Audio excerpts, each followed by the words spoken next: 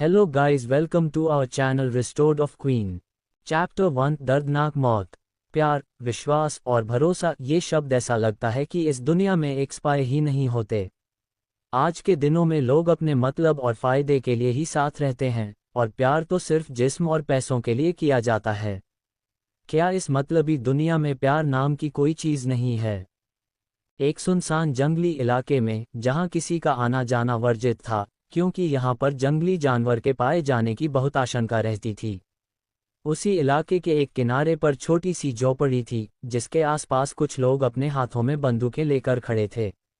उन सभी लोगों ने काले कपड़े पहने हुए थे, देखने से वे किसी अमीर खानदान के बॉडीगार्ड लग रहे थे। उसी झोपड़ी के अंदर एक 23 साल की मासूम और खूबसूरत लड़की को लकड़ी की कुर्सी में बिठाकर बांध दिया गया था।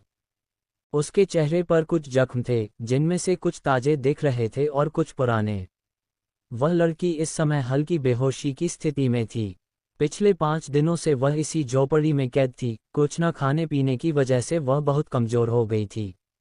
उसकी हरी हरी आंखें, जो किसी को भी अपना दीवाना बना सकती हैं, उन आंखों में अपनी रिहा की आरजू और दर्द दिखाई देता है। उसकी अंदर बोलने की क्षमता नहीं थी, लेकिन फिर भी वह भगवान से प्रार्थना कर रही थी कि कोई मसीहा आए और उसे इस नरक से बचा ले। तभी उस झोपड़ी का दरवाजा खुलता है और एक 27 साल का आदमी अंदर आता है। उस लड़की को उस हालत में देखकर उसके चेहरे पर एक शैतानी मुस्कान थी, मानो उसे ये सब पता हो। किसी की प्रेजेंस महसूस करके वह लड़की की कोशिश करते हुए अपना चेहरा ऊपर की ओर उठाती है, और उस आदमी को देखते ही उसकी आंखों में चमक, खुशी का प्रकटीकरण होता है। उसने अपने टूटे फूटे शब्दों में कहा, समर, तुम आ गए, मुझे पता था तुम मुझे बचाओगे। प्लीज मुझे यहाँ से चलो। उस लड़की ने अपने सामने खड़े शख्स, समर, को देखते हुए कहा। उसे पूरा यकीन था कि समर उसे बचा लेगा। आखिर वह उसका पति और उसके होने वाले बच्चे का बाप है। कि तभी समर ने उसकी उम्मीदों पर पानी फेरते हुए कहा, किसने कहा कि मैं तुम्हें बचाने आया हूँ? समर के ऐसे बातें सुनकर उस लड़की के दिल में एक टीस उठी। उसे समझ नहीं आया कि समर उससे ऐसे बात क्यों कर रहा है। वह अपनी सवालिया नज़रों से समर को देखने लगी, क्योंकि वह ज़्यादा बोल नहीं पा रही थी। तभी उसे हील की टक टक की आवाज़ आती है। उसने देखा कि सामने उसकी बड़ी कजिन समायरा खड़ी थी, जिसने इस वक्त लाल साड़ी, गले में मंगलसूत्र और माथे पर सिंदूर लगाया हुआ था। उसे देखकर ऐसा लग रहा था कि वह अभी अभी शादी की है। वह लड़की उन दोनों को इस तरह देखकर समझ नहीं पा रही थी। उसने कहा, दी, आपने शादी कर ली। उस लड़की की बात सुनकर समायरा ने मुस्कुराते हुए समर के हाथों को पकड़कर खड़ी हो गई और बोली, हाँ मेरी प्यारी छोटी बहन, मैंने शादी कर ली। और पता है किससे? तुम्हारे पति से। समायरा की बात सुनते ही मानो उसे एक बहुत बड़ा झटका लगा हो। उसे विश्वास नहीं हुआ, आखिर समर उसके साथ इतना बड़ा धोखा कैसे कर सकता है। वह अपनी लड़खड़ाती हुई आवाज में समर से बोली, समर, ये सब क्या है? प्लीज मुझे बताओ, क्या दी जो बोल रही है वह सच है? हाँ, तुम जो सुन रही हो, जो देख रही हो, सब सच है, समर ने समायरा के कमर में हाथ डालते हुए कहा। समर की हरकत और उसकी बातें उस लड़की को किसी कांटे की तरह चुभ रही थीं। आखिर उसका पति उसी की बड़ी बहन से शादी के चुका है। उसके ऊपर क्या बीत रही है, ये सिर्फ वही जान सकती है। उस लड़की के आंसू किसी झरने के तरह बहने लगे। वह बहुत हिम्मत बटोरकर रोते हुए समर से बोली, तुम ऐसा कर सकते हो मेरे साथ? तुम तो मुझसे प्यार करते थे ना? मेरे बारे में न सही, कम से कम हमारे बच्चों के बारे में ही सोच लेते। क्यों समर, तुमने क्यों किया मेरे साथ ऐसा? फिर समायरा की तरफ देखते हुए, और दी, आपको शर्म नहीं आई? अपनी बहन के पति के साथ शादी कर ली। आखिर क्यों आप दोनों ने मुझे इतना बड़ा धोखा दिया? उसकी आंखों से आंसू रुकने का नाम नहीं ले रहे थे। वह भी यही विचार कर रही थी कि ये जो सामने है, वो सिर्फ एक सपना हो। लेकिन तभी उसे अपने बालों में बहुत तेज दर्द होता है, क्योंकि समर ने उसके बालों को बेदर्दी से पकड़कर पीछे खींच दिए थे और उससे नफरत और गुस्से से बोला, जुबान बहुत चलने लगी है तेरी, और ये जो हमारा बच्चा कर रही है, वो मेरा बच्चा नहीं है। ये बच्चा तो उस रिधान का है, क्योंकि तेरे साथ उस दिन मैं नहीं था, बल्कि रिधान सोया था। समर के मुंह ऐसे बात सुनकर उस लड़की का दिल धड़कना बंद हो चुका था। आखिर वह कैसे अपने पति को पहचान नहीं पाए, उससे इतना बड़ा धोखा। वह आगे कुछ सोच पाती उससे पहले ही समायरा उसके करीब आकर एक तिरछी मुस्कान देते हुए बोली, अभी तो कुछ नहीं है, ये तो सिर्फ एक ट्रेलर है। मैं तुम्हें पूरी पिक्चर बताती हूँ। वो क्या है ना, इंसान को मरने से पहले सच बताना जरूरी होता है, वरना वो मरने के बाद एक बुरी आत्मा बनकर भटकेगा, और मैं नहीं चाहती मेरी प्यारी बहना इस तरह से भूत चुड़ैल बनकर भटकों। समायरा ने कहा और हंसने लगी। वही वो लड़की कभी अपने पति समर को देखती और कभी समायरा को उससे उम्मीद नहीं थी कि ये दोनों उसे इस तरह से धोखा देंगे। चलो शुरू से शुरुआत करते हैं। सबसे पहले ये कि समर ने तुमसे शादी इसलिए नहीं की कि वो तुमसे प्यार करता है, बल्कि इसलिए कि ताकि हम तुम्हारी प्रॉपर्टी पर अपना कब्जा कर ले। और देखो, यही हुआ। तुमसे शादी करने के बाद हमने तुम्हारी प्रॉपर्टी हड़प ली और तुम्हें एक नौकर की जिंदगी जीने दी। तुम समर के प्यार में इतनी पागल हो चुकी थी कि सब कुछ खुशी खुशी सहने लगी। तुम्हें तो वो रिधान भी गलत लगने लगा। और देखो, हमने तुम्हारे दिमाग में जो भरा वही तुमने माना, और बेचारे उस रिधान को जान से मार दिया। वो लड़की अभी तक ये सब सुनकर समायरा की तरफ देख रही थी। उसकी आंखें आंसुओं से लबालब भरी थीं। कुछ भी कहने की उसमें हिम्मत नहीं बची थी, लेकिन क्या करती बेचारी। आज उसे वो सच पता चल रहे थे जिसके बारे में उसने पहले कभी सोचा भी नहीं था।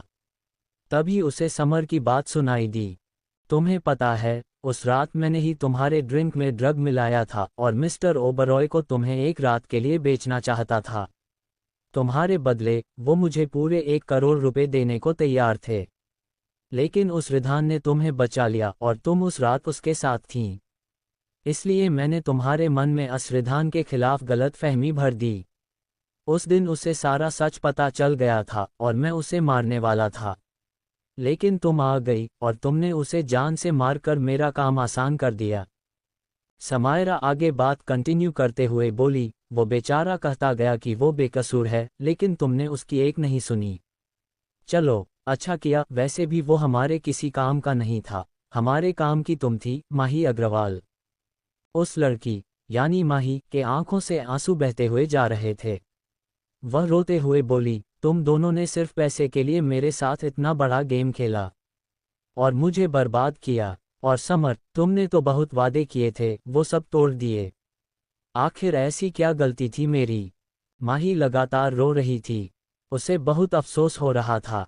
तभी समर ने कहा, अब ये रोना धोना वाला ड्रामा बंद करो, क्योंकि अब तुम्हारे जाने का समय आ गया है और हम दोनों की खुशियां आने का क्यों स्वीट हार्ट। समर ने समायरा को माही के सामने किस किया और वहां से बाहर चला गया।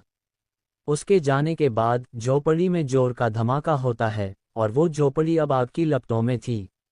अंदर से माही की चीख लगातार सुनाई दे रही थी। माही की वो दर्दनाक मौत, उसकी चीखें मनाओ जंगल के कोने कोने में गूंज रही थीं।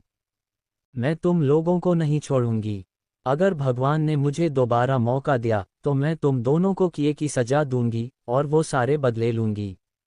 वो हर एक दर्द तुम्हें दूंगी जो तुमने मुझे दिया। माही खुद से बोलते हुए अपने माइंड शुरू से लेकर सब सोचने लगी। उसके दिमाग में एक फिल्म की तरह सब चल रहा था। कुछ वक्त बाद उसकी आंखें हमेशा के लिए बंद हो चुकी थीं और वो झोपड़ी अब राख में बदल चुकी थी। चैप्टर 2, एक नई शुरुआत। माही का रिधान की साइड लेना।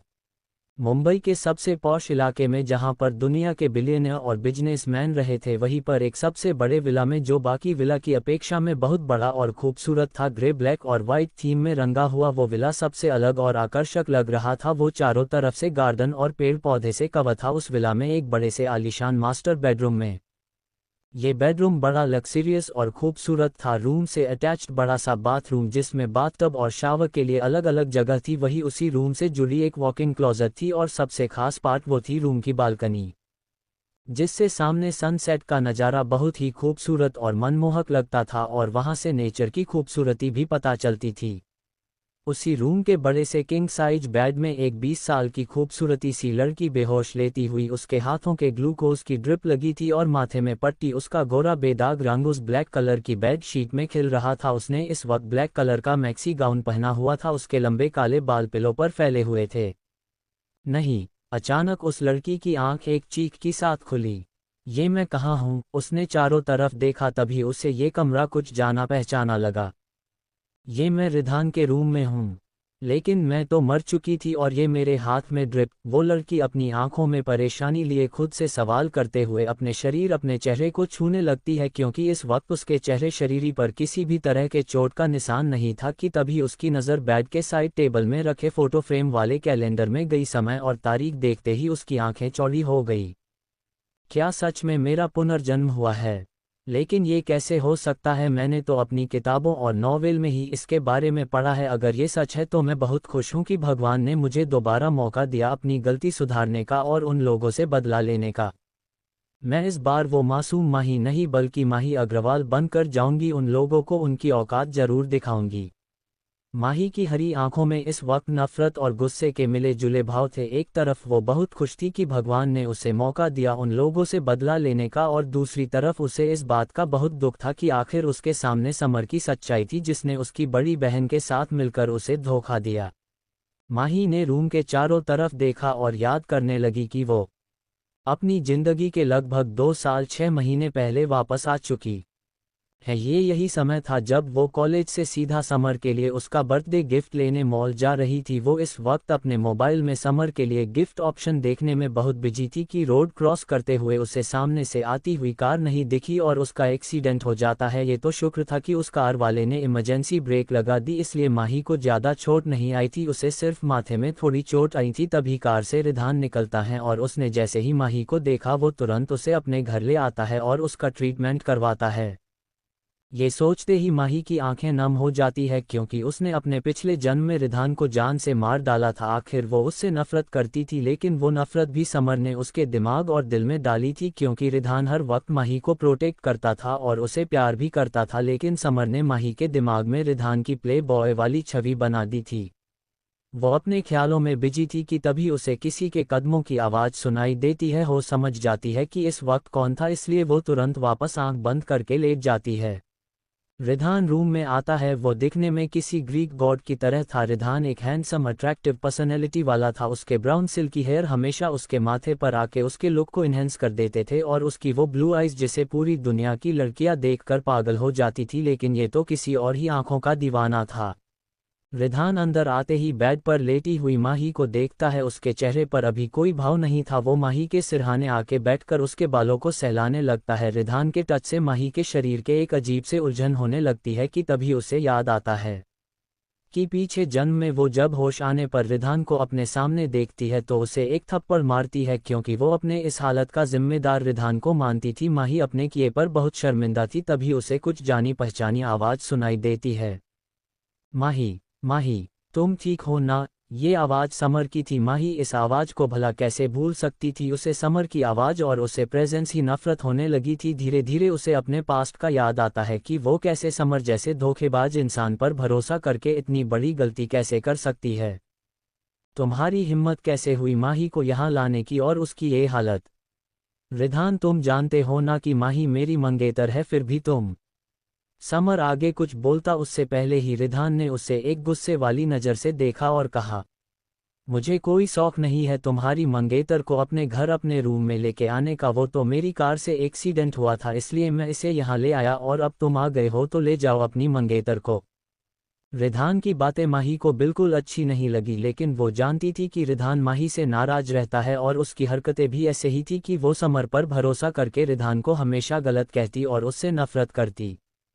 माही अब धीरे धीरे अपनी आंखें खोलती है। उसे होश में आता हुआ देखकर रिधान जैसे ही उसके करीब बढ़ता कि उससे पहले ही समर माही के पास जाकर उसे आराम से बेड में बिठाने लगता है। समर के हाथ माही के कंधे के छू रहे थे, जिससे रिधान की मुट्ठी आपस में कस जाती है। उसे बिल्कुल पसंद नहीं थी कि रिधान माही को टच करे या उसके पास भटके। समर माही के सामने अच्छा बनने का नाटक करते हुए अपने चेहरे पर परेशानी लाते हुए उसके हाथ पकड़ा है और बोला, माही प्लीज़ मुझे माफ़ कर दो, मैं उस वक्त तुम्हारे साथ नहीं था। तुम अब कैसा फील कर रही हो? समर की बातें और उसका चेहरा देखने से ही माही को गुस्सा आ रहा था। उसका मन कर रहा था कि वो समर को अभी यही जान से मार दे, लेकिन वो ऐसे आसानी से नहीं मार सकती थी। वो भी उसे तड़पा तड़प कर अपना बदला लेगी। उसने झूठी मुस्कान के साथ कहा, मैं अब ठीक हूँ। उद्धरण चिन्ह। थैंक गॉड तुम ठीक हो, तुम अभी के अभी मेरे साथ घर चल रही हो, क्योंकि तुम्हें पता है तुम्हारी ये हालत किसने की। इस रिधान ने इसी के जानबूझकर तुम्हें टक्कर मारी ताकि ये तुम्हें जान से मार सके और तुम्हें मुझसे दूर कर सके।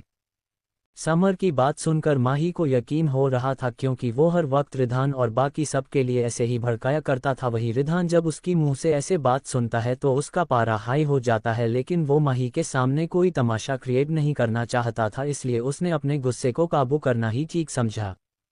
वही माही जैसे ही रिधान को देखती है तो उसकी आंखों में गुस्सा देखकर समझ जाती है। वही समर तो खुश था कि एक बार फिर वो माही को रिधान के खिलाफ करने में जीत गया, लेकिन उसकी ये जीत ज़्यादा देर तक टिकी नहीं रही, क्योंकि माही ने कहा, नहीं, इसमें रिधान जी की कोई गलती नहीं है, बल्कि वो मैं ही थी जो उनकी कार के सामने आ गई और उन्होंने तो सही समय पर मेरी जान बचाई है। थैंक यू रिहान जी। उद्धरण चिन्ह। माही की बातें समर और रिधान दोनों को कंफ्यूज कर चुकी थी। समर अपने माइंड में सोचने लगा, ये अचानक इसे क्या हुआ? कल तक तो ये मेरी सारी बात मानती थी और आज अचानक से रिधान की बढ़ाई कही। इस रिधान ने कुछ किया तो नहीं? वही माही की बातें सुनकर रिधान भी अपने मन में सोच रहा था, कल तक मुझे नफरत करती थी और बेइज्जत करने का एक मौका नहीं छोड़ती थी, और आज रिधान जी इतनी रिस्पेक्ट के साथ बात कर रही है। लगता है चोट के साथ साथ इसकी मेमोरी में फर्क पड़ा है, बुद्धू कहीं की। समर ने माही की बात पर कहा, उद्धरण चिन्ह, पर तुम ऐसा कैसे कह सकती हो? तुम भूल गई क्या कि ये रिधान ने ही तुम्हें जान से मारने की कोशिश की थी?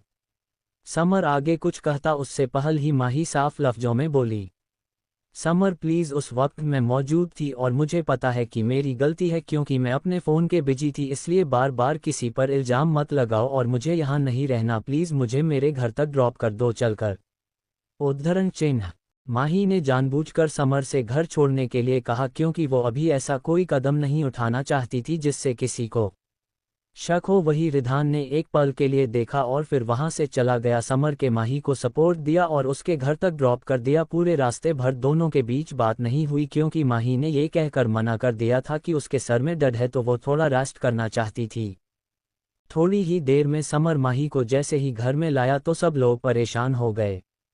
माही तुरंत जाकर अपने पापा राजीव जी को गले लगा लेती है। राजीव जी भी उसे अपने बाहों में भर लेते हैं और परेशान होते हुए बोले, क्या हुआ मेरी प्रिंसेस को?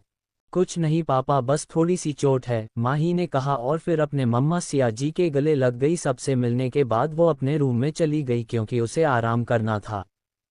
चैप्टर 3 शादी की शर्तें, माही की नफरत और गुस्सा। रात का वक्त था। माही ने डिनर अपने कमरे में ही मंगा लिया था, क्योंकि वो अभी अपनी माँ और पापा का सामना नहीं करना चाहती थी। वो अपने कमरे में बिस्तर पर लेट हुई थी और शुरू से लेकर अब तक जो उसके साथ हुआ वो सब कल्पना कर रही थी। कैसे कैसे समर ने उसे बेवकूफ़ बनाया और वो बेचारी उसके प्यार में इतनी और थी कि उसकी बातों पर विश्वास कर लिया। जब से उसका पुनर्जन्म हुआ था उसके दिमाग में बार बार समर और समय के लिए नफरत बढ़ती जा रही थी। तभी अचानक से उसका हाथ उसके पेट में चला जाता है। हमारा बच्चा। माही की आंखों के सामने रिधान का चेहरा घूमने लगता है। माही को इस बात से खुशी हुई थी कि वो समर के बच्चे की मां नहीं बल्कि बालक रिधान के बच्चे की मां बनने वाली थी। माही लेटे लेटे ही रिधान के ख्वाबों में खोई हुई थी। वो अपनी पिछली जिंदगी के बारे में सोच रही थी कि जब जब समर उसे भड़काने की कोशिश करता था या फिर उसे चोट पहुंचाने की, तो रिधान हमेशा दीवार की तरह उसके सामने आ जाता था। बल्कि रिधान ने माही को कई बार समर और समायरा की सच्चाई बताने की कोशिश की है, लेकिन माही इतनी मासूम और भोली थी कि वो समर की बातों में आसानी से आ जाती थी। माही अपने ख्यालों के बिजी थी कि उसके दिमाग में अचानक से प्लान आता है और वो बहुत खुश हो गई। वो तुरंत उठी और अलथी पलथी मार कर बैठ गई। उसकी खुशी की चमक उसकी आंखों में दिख रही थी। ये चीज़ मैंने पहले कैसे नहीं सोचा। काश मैं उस समर के पीछे न पड़कर रिधान जी का मैरिज प्रपोजल एक्सेप्ट कर लेती, तो आज मैं कितनी खुश थी। फिर कुछ सोचते हुए, वैसे अभी भी ज़्यादा लेट नहीं हुआ है, मैं अभी भी रिधान जी से बात कर सकती, क्योंकि मुझे समर और उस कमीनी नागिन बहन से बदला लेना है, तो मुझे रिधान जी से शादी करनी होगी। ये सब सोचते हुए उसने तुरंत अपना मोबाइल उठाया और कॉन्टैक्ट लिस्ट में जाकर रिधान का नंबर ढूंढने लगती है, लेकिन अफसोस उसने तो रिधान का नंबर सेव ही नहीं किया था। लेकिन तभी उसके दिमाग एक बात आती है। वो तुरंत उठकर अपने स्टडी टेबल की तरफ जाती है और पर्स में कुछ ढूंढने लगती है। तभी उसे रिधान का विजिटिंग कार्ड मिला जिसमें उसके पीए का नंबर था। ये देख उसके चेहरे पर बड़ी स्माइल आ गई।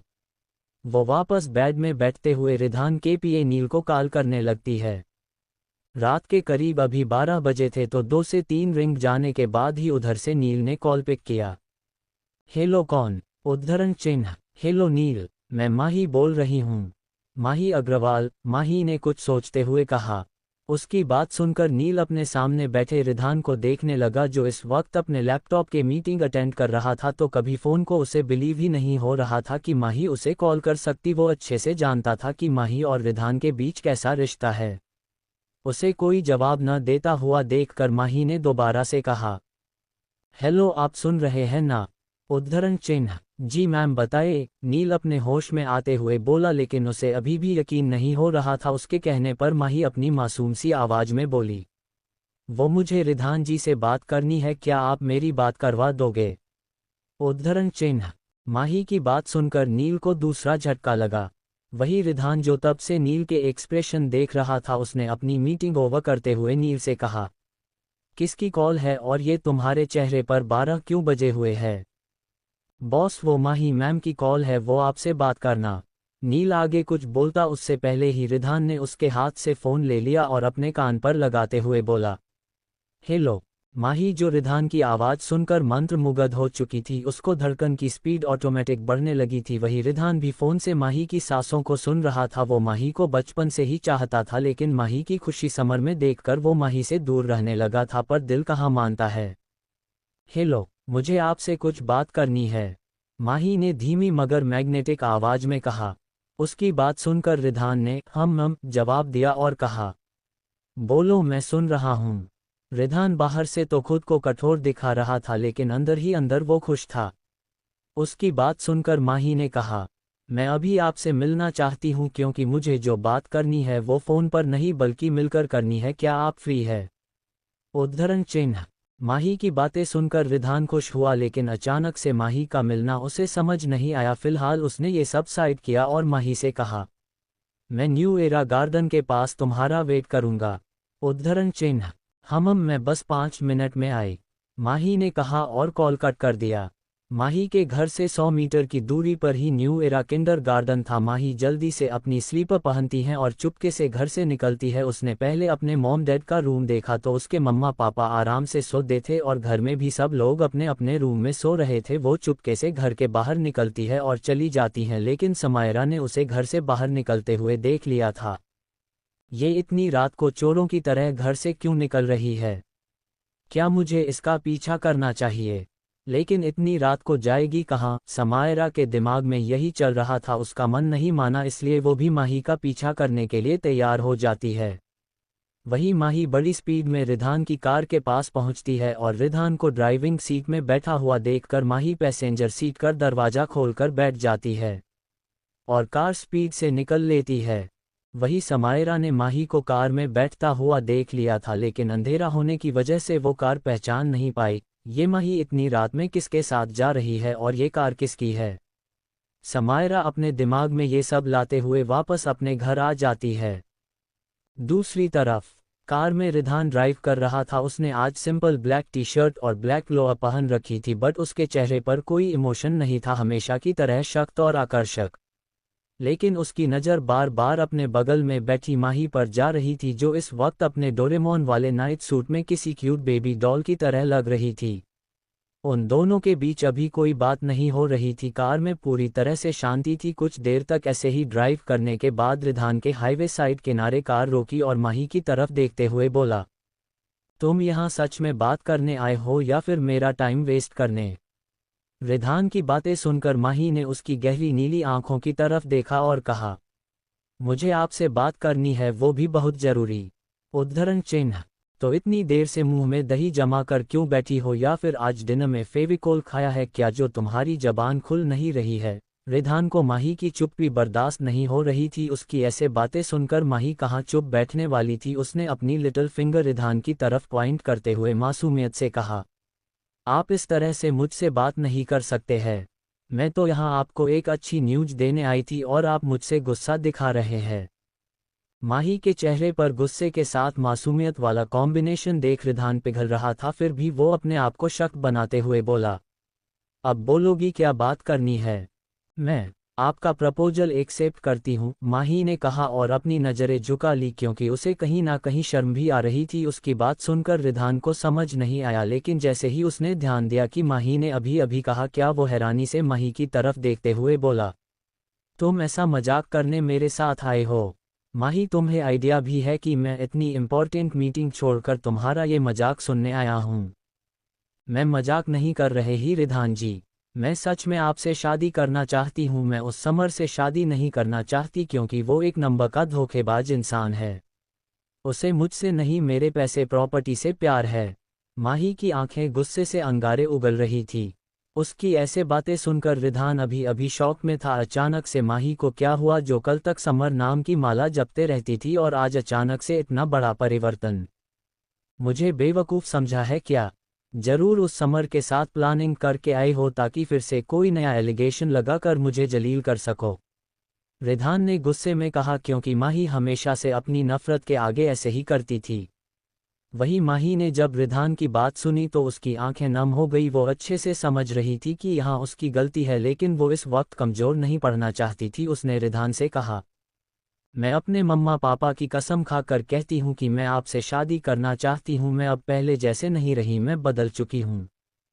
और इस बदलाव की वजह, मुझे समर और समायरा की सारी सच्चाई पता चल गई है। मैं उन दोनों से बदला लेना चाहती हूँ और वैसे भी दादाजी की विल के हिसाब से मुझे अगले महीने शादी करनी ही होगी, तो मैं उस समर से नहीं बल्कि आपसे शादी करना चाहती हूँ। माही ने रिधान की आंखों में देखते हुए कहा। रिधान को माही की आंखों में सच्चाई पता चल रही थी। अगर आपको अभी भी यकीन नहीं है तो कोई नहीं, मत करिए शादी, वैसे भी आने वाले समय में आपको खुद पता चल जाएगा। फिलहाल मुझे घर छोड़ दीजिए, माही ने कहा और खिड़की से बाहर की तरफ देखने लगी। तभी उसके कानों में रिधान की आवाज़ पड़ी, कल सुबह 10 बजे तैयार रहना, मैं मैरिज रजिस्टर ऑफिस के बाहर मिलूंगा। रिधान की बात सुनकर माही के चेहरे पर स्माइल आ गई। वो खुशी खुशी रिधान से बोली, उद्धरण चिन्ह, थैंक यू सो मच। मैं आपसे एक और बात कहना चाहूँगी, वो ये कि जब तक मैं समर और समायरा का सच अपने मम्मा पापा के सामने न ला पाऊँ तब तक ये शादी सीक्रेट रखनी पड़ेगी और मेरी कुछ शर्त भी है, क्या आप मानोगे? तारांकन, हम बोलो, रिधान ने कहा, लेकिन वो माही से शादी करने के लिए खुश था। पहली शर्त ये कि हम दोनों ये शादी छुपा कर रखेंगे। दूसरी शर्त ये कि आप बिना परमिशन के मुझे टच नहीं करोगे, आई मीन वो वाला जो एक पति पत्नी के बीच होता है, क्योंकि अभी मैं उसके लिए थोड़ा टाइम लेने वाली हूँ। उद्धरण चिन्ह, माही की दूसरी शर्त सुनकर रिधान की भौहें आपस में सिकुड़ गई। क्या ये लड़की मुझे ठरकी समझती है क्या, जो ऐसे फालतू की शर्तें रख रही है? उद्धरण चिन्ह, और कोई बची है वो भी बता दो, रिधान ने घूरते हुए कहा। हाँ, तीसरी ये कि अब हम दोनों की शादी हो जाएगी तो आप किसी भी दूसरे लड़की की तरफ नहीं देखोगे, न किसी तरह का अफेयर। वो आगे कुछ बोलती उससे पहले ही उसे रिधान की आवाज़ सुनाई दी, तुम मुझसे समझती क्या हो? मैं तुम्हें कोई प्ले बॉय लगता हूँ क्या? उद्धरण चिन्ह, मैंने ऐसा नहीं कहा, बल्कि लोग आपके बारे में ऐसा बोलते हैं। फिलहाल लोगों की बातों पर मुझे भरोसा नहीं है, पर फिर भी आप इतने हैंडसम हैं तो लड़कियों की नीयत डोल जाती है, इसलिए मैं आपको चेतावनी दे रही हूँ। माही की मुंह से खुद की तारीफ सुनकर रिधान का दिल जोर से धड़कने लगा। वो सच में बहुत हैंडसम है। रिधान आगे अपनी बात पूरी करता हुआ बोला, मेरी भी एक शर्त है। जी कहिए, माही ने बड़े ही प्यार से कहा। तुम अपने बीवी वाले सारे फर्ज निभाओगी, जैसे मेरे लिए खाना बनाना, नहाने से पहले मेरे कपड़े निकालना, मेरी बातें सुनना, मानना और। उद्धरण चिन्ह, हाँ मैं समझ गई, मुझे आपकी शर्त मंजूर है। तो अब कल शादी करे, माही ने कहा। उसकी बात पर रिधान मुस्कुराकर बोला, शादी की शर्तें हो गई और अब कल शादी होगी, लेकिन एक बार फिर से सोच लेना, कहीं तुम अपनी बात से मुकर ना जाओ। उद्धरण चिन्ह डॉट, मैं माही अग्रवाल अपनी बात से कभी नहीं मुकरती, मैं कल टाइम पर आ जाऊंगी। अब घर चले, क्योंकि अगर किसी ने देख लिया तो फिर मैटर खराब हो जाएगा। माही की बात पर रिधान ने अपना सर हाँ में हिलाया और कार माही के घर की तरफ मोड़ ली। चैप्टर 4, माही और रिधान की शादी। कसक को माही का सच पता चला। सुबह हो चुकी थी। माही अपने रूम में इस वक्त रेडी हो रही थी। आज उसके चेहरे पर एक जीत की मुस्कान थी, वही उसका दिल भी आज सुबह से उससे बगावत कर रहा था। उसने आज रेड कलर का अनारकली सूट पहना हुआ था जिसमें उसका गोरा रंग खिल रहा था। वो अपने बालों को खुला छोड़कर क्लचर की हेल्प से बांध लेती है। तभी उसके रूम में सियाजी आती है। माही को आज इस ड्रेस में देखकर सियाजी हैरानी से बोली, माही बेटा आज कुछ खास है क्या? तुमने आज सूट पहना हुआ है? नहीं मम्मा, बस वो आज कॉलेज में एनुअल फंक्शन के लिए डांस प्रैक्टिस करना है इसलिए। माही सियाजी से प्यार से बोली। सियाजी माही को देखती है जो बहुत खूबसूरत लग रही थी। वो अपने आंखों से काजल का काला टीका लेकर माही के कान के पीछे लगाते हुए बोली, मेरी बच्ची को नजर ना लगे। अच्छा सुनो, मैं तुम्हें ये बताने आई थी कि आज हम सबको समर के घर जाना है डिनर पर, तुम शाम को रेडी रहना। सियाजी ने कहा तो माही ने उनकी बात पर हाँ में सर हिला दिया। तो सियाजी वहां चली गई लेकिन माही शांत नहीं बैठने वाली थी। उसके दिमाग में कुछ चल रहा था। वो आज की रात ऐसे ही नहीं जाने देने वाली थी। फिलहाल मैं अपनी शादी पर फोकस करती हूँ, फिर रात की प्लानिंग करूंगी, माही ने खुद से कहा। तभी उसे याद आया कि उसे अपनी बेस्ट फ्रेंड कसक को मानना है, क्योंकि पिछले जन्म के अकॉर्डिंग उसने समर के लिए अपनी खास दोस्त कसक से भी लड़ाई कर ली थी और हमेशा हमेशा के लिए अपनी दोस्ती खत्म कर दी थी। उसने अपने फ़ोन एक मैसेज लिखा, कसक मेरी जान, मैं जानती हूँ कि तू मुझसे गुस्सा है, पर इस वक्त मुझे तुम्हारी बहुत ज़रूरत है। मुझे 10 बजे मैरिज रजिस्टर ऑफिस के सामने मिलना। तुम्हें हमारी दोस्ती की कसम और मेरी कसम मिलने के बाद मैं तुम्हें सब कुछ बता दूंगी, पर प्लीज़ आ जाना। इतना लिखने के बाद माही के कसक को सेंड कर दिया और खुद को होप देते हुए बोली, सब ठीक होगा माही, अब वक्त आ गया है उन लोगों को उनकी औकात दिखाने का। उद्धरण चिन्ह। कुछ देर बाद मैरिज रजिस्टर ऑफिस के सामने माही की कार आकर रुकी। वो सबसे पहले कार से निकलती है और अपनी नज़र चारों तरफ दौड़ाते हुए देखती है कि उसे एक साइड 21 साल की लड़की दिखती है जिसने इस वक्त ब्लू टॉप के साथ ब्लैक जीन्स पहनी हुई थी और हाथ में बैग लिया था। उसे देखकर माही जल्दी से उसकी तरफ जाती है और उसे गले से लगा लेती है। अचानक किसी के गले लगा लेने से कसक चौंक जाती है, लेकिन फिर माही को देखकर वो थोड़ा रिलैक्स होती है। वो माही से अभी भी नाराज थी, इसलिए उसने माही को गले नहीं लगाया। उसकी नाराजगी देखकर माही मायूस हो जाती है। वो कसक का हाथ पकड़कर बोली, आई एम सॉरी कसक, जो मैंने तेरी बात कर भरोसा नहीं किया, लेकिन मुझे सब सच पता चल गया है और अब मैं समर और समायरा से बदला लेकर रहूंगी, पर इसमें मुझे तुम्हारी हेल्प चाहिए। उद्धरण चिन्ह। माही की बात सुनकर कसक उसे घूर कर देखने लगी, जिससे माही को यकीन हो गया कि वो इतनी जल्दी माही की बातों के यकीन नहीं करने वाली। इसलिए उसने दोबारा से कसक को भरोसा देते हुए कहा, तुम्हें मुझ पर अभी ट्रस्ट नहीं है तो कोई बात नहीं, लेकिन तुम खुद देख लेना कि मैं बदल गई और मुझे तुम्हारी ज़रूरत है। फिलहाल तुम अंदर मेरे साथ चलो, मैं शादी करने जा रही हूँ। माही की शादी वाली बात सुनकर कसक अपनी आंखों से घूरते हुए माही से बोली, वाह माही, क्या गेम खेला। अभी मुझसे कह रही थी कि तू समर से बदला लेना चाहती है और अब तू उसी से शादी कर रही है। तू न गिरगिट से भी तेज रंग बदलती है। वही कसक की बता सुनकर माही अपने पर हाथ मरते हुए बोली, अरे पागल लड़की, मैं उस गधे समर से नहीं बल्कि उससे, रिधान की तरफ पॉइंट करते हुए कहा, शादी करने जा रही हूँ। कसक ने जैसे उधर देखा तो पाया कि रिधान इस वक्त ब्लैक कलर के बिजनेस सूट में अपने पीए नील के साथ खड़ा था। इस वक्त वो बहुत हैंडसम लग रहा था। उसने अपने नीली नीली आंखों पर ब्लैक कलर के शेड्स चढ़ाए हुए थे। उसे देखकर कसक चौंकते हुए बोली, रिधान ओबरॉय से, हाँ अब चल, तुझे पता है उनका वक्त कितना कीमती है, अगर हम जरा सा भी लेट हुए तो उनका मूड बदल सकता है। माही कसक का हाथ पकड़ती है और उसके साथ अंदर जाने लगती है। पर तूने अचानक रिधान से शादी करने का फैसला। कसक आगे कुछ बोलती उससे पहले ही माही ने कहा, बस ये शादी हो जाए फिर मैं तुम्हें आराम से सब सच बताऊंगी। प्लीज़, माही रिक्वेस्ट करते हुए बोली, जिससे कसक ने हाँ में सर हिला दिया। कुछ ही देर में मैरिज का प्रोसेस चालू हो गया था। रिधान और माही ने कुछ पेपर पर साइन किया। रिधान ने अपने पॉकेट से एक डिब्बी निकाली जिसमें एक पेंडेंट था, उसे माही के गले में पहना दिया और हल्का सा सिंदूर लेके माही की मांग में भर दिया। कॉन्ग्रेचुलेशंस सन मैम, आज से आप दोनों हस्बैंड वाइफ हुए, नील ने बधाई देते हुए कहा। वही रिधान माही के करीब जाकर उसके माथे पर हल्की सी किस करते हुए उसके कान के पास जाकर बोला, मैं हमेशा तुम्हारे साथ रहूंगा और अब मुझसे दूर जाने का तुम्हारे पास कोई भी रास्ता नहीं है मिसेज ओबरॉय। मैं शादी का मतलब समझती हूँ मिस्टर ओबरॉय, आप निश्चिंत रहिए, मैं आपको छोड़कर कहीं नहीं जाने वाली। माही ने भी फुल एटीट्यूड में रिधान को जवाब दिया। उन दोनों की बातें और उन्हें इतना करीब देखकर नील और कसक दोनों को चक्कर आ रहे थे। थोड़ी देर बाद माही और कसक इस वक्त कॉलेज के ग्राउंड में बैठे हुए थे। माही ने अब तक की सारी बातें कसक को बता दी थी, यहाँ तक कि अपना पुनर्जन्म भी। उसकी बातें कसक को किसी फिल्मी दुनिया की तरह लग रही थी। उसने माही से कहा, तू मुझे इस वक्त किसी नॉवेल की हीरोइन लग रही है। वैसे मैं ये सब बातों पर ट्रस्ट नहीं करती हूँ, लेकिन तू कह रही है तो मैं एक बार तुझ पर भरोसा कर सकती हूँ। वैसे ये बता, तुझे जब समर और समायरा की सच्चाई पता चल गई है तो फिर तू डायरेक्ट जाकर अंकल आंटी से बता क्यों नहीं देती, और ये रिधान से शादी करने का फैसला, ये मुझे समझ नहीं आया। उद्धरण चिन्ह।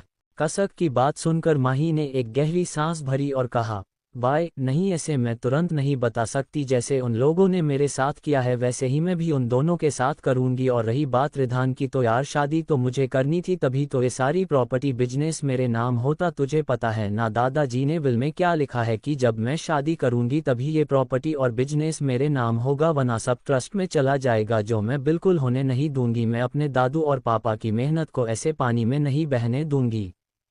और रही बात रिधान से शादी करने की, तो वो हमेशा मुझे प्रोटेक्ट करते हैं और वो कभी मेरे प्रॉपर्टी और बिजनेस के लिए मुझसे रिलेशन नहीं रखेंगे, क्योंकि उनके पास खुद का इतना बड़ा बिजनेस और वो मुझे अच्छे भी लगते हैं। उद्धरण चिन्ह। माही लास्ट की लाइन बोलते बोलते ब्लश करने लगती है। उसे इस तरह से देखकर कसक उसके कंधे पर हल्का सा मरते हुए बोली, ओहो मैडम ब्लश कर रही है, लगता है धीरे धीरे मैडम जी को हमारे रिधान साहेब से प्यार हो गया है। कसक की बात सुनते ही माही का दिल जोरों से धड़कने लगता है।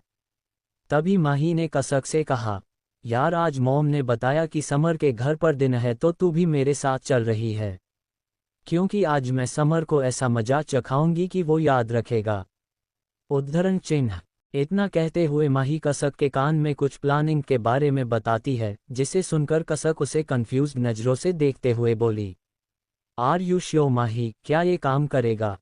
हम बहुत अच्छे से, बस अब आज रात का इंतजार है। माही की आंखों में के कॉन्फिडेंस दिख रहा था, अपना बदला लेने का जुनून। चैप्टर 5 रिधान का माही को किस करना। माही ने समर को दिया जवाब। रात के करीब 7 बज रहे थे। अग्निहोत्री परिवार समर के घर दिन में जाने के लिए रेडी हो चुका। वो सब माही का इंतजार कर रहे थे, क्योंकि अभी तक रेडी होकर नहीं आई थी। तभी माही की दादाजी राजीव जी से बोले, बेटा माही को बहुत टाइम लग रहा है, कहीं वो भूल तो नहीं गई कि आज उसे हम लोगों के साथ जाना है? नहीं पापा, मैंने उससे कहा था, हो सकता है वो समर के घर जा रही है तो थोड़ा अच्छे से रेडी हो रही हो। आप तो जानते हैं ना माही को, वो समर को कितना मानती है, और ऐसे में उसके घर वालों के साथ दिन के लिए तो थोड़ा उसे अच्छे से रेडी होना चाहिए। सियाजी ने दादाजी की बात सुनकर कहा। उनकी बात पर दादाजी और राजीव जी ने मुस्कुराते हुए अपना सर हाँ में हिला दिया, लेकिन वहां मौजूद 3 लोग बुरी तरह से चिढ़ गए। ये और कोई नहीं, माही की बड़ी मॉम, बड़े पापा और उनकी बेटी समायरा थी। वो तीनों माही से नफरत करते थे, और माही के बड़े पापा संजीव जी अपने छोटे भाई राजीव से बहुत नफरत करते थे। वजह सिर्फ प्रॉपर्टी और पैसा था। वो कहते हैं ना, पैसा अच्छे अच्छे की औकात और उनकी जगह दिखा देता है। पैसा है तो सब कुछ है, अगर आपके पास पैसा है तो फिर दुनिया आपके कदमों में है। ये बात मेरे हिसाब से सच है, क्योंकि अभी तक मैंने जितने लोगों को देखा है इस हिसाब से पैसे ज़्यादा मैटर करते हैं। फिलहाल आप सब अपना ओपिनियन देना मत भूलना।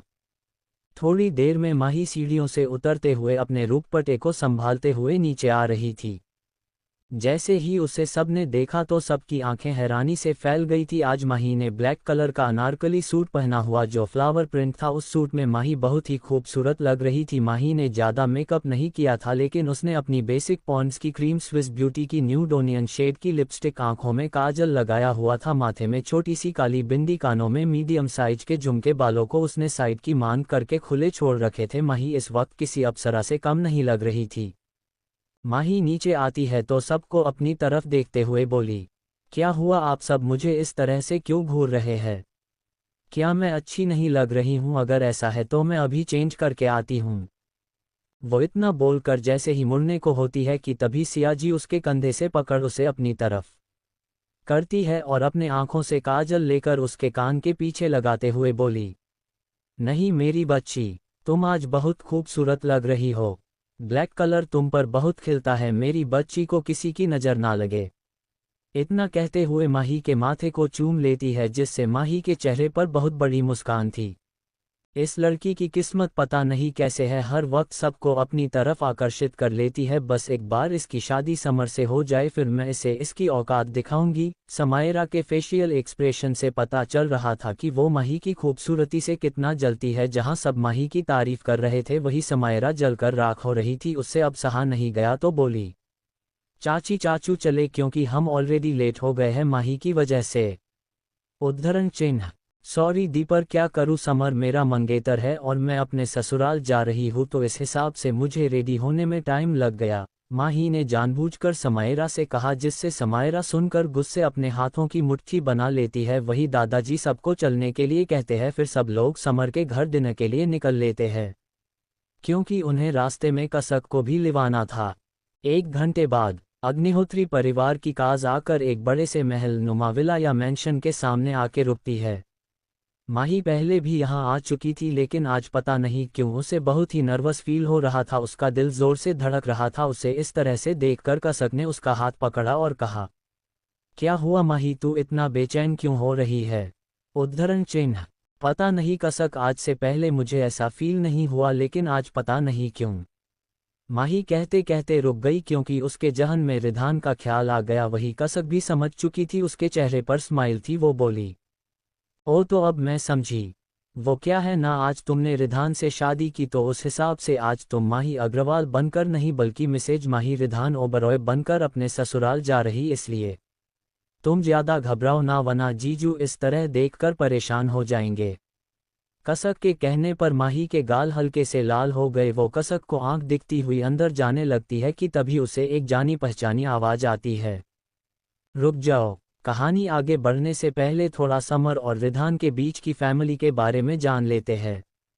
Ridhan Oberoi, business king of world, पूरी दुनिया गुस्से से कांपती है। हैंडसम तो इतने हैं कि आए दिन न्यूज में इनके बारे में, इनके अफेयर के बारे खबर छपती रहती है, लेकिन इनको उससे कोई फर्क नहीं पड़ता। दुनिया के नज़रों में रिधान एक प्ले बॉय है, लेकिन असलियत में ऐसा कुछ नहीं है। रिधान अपनी फैमिली से बहुत अलग है, वो किसी से भी नहीं बोलता है। हर्षवर्धन ओबरॉय, रिधान के दादाजी। यशोधरा ओबरिया, रिधान की दादी। हर्षवर्धन जी के 2 बेटे और 1 बेटी है। अशोक ओबरॉय, हर्षवर्धन जी के बड़े बेटे और रिधान के डैड। रिधान और उसके डैड का 36 का आंकड़ा है, वजह आगे पता चलेगी। लावण्या ओबरॉय, अशोक ओबरॉय की दूसरी पत्नी और समर की मॉम और रिधान की सौतेली मॉम।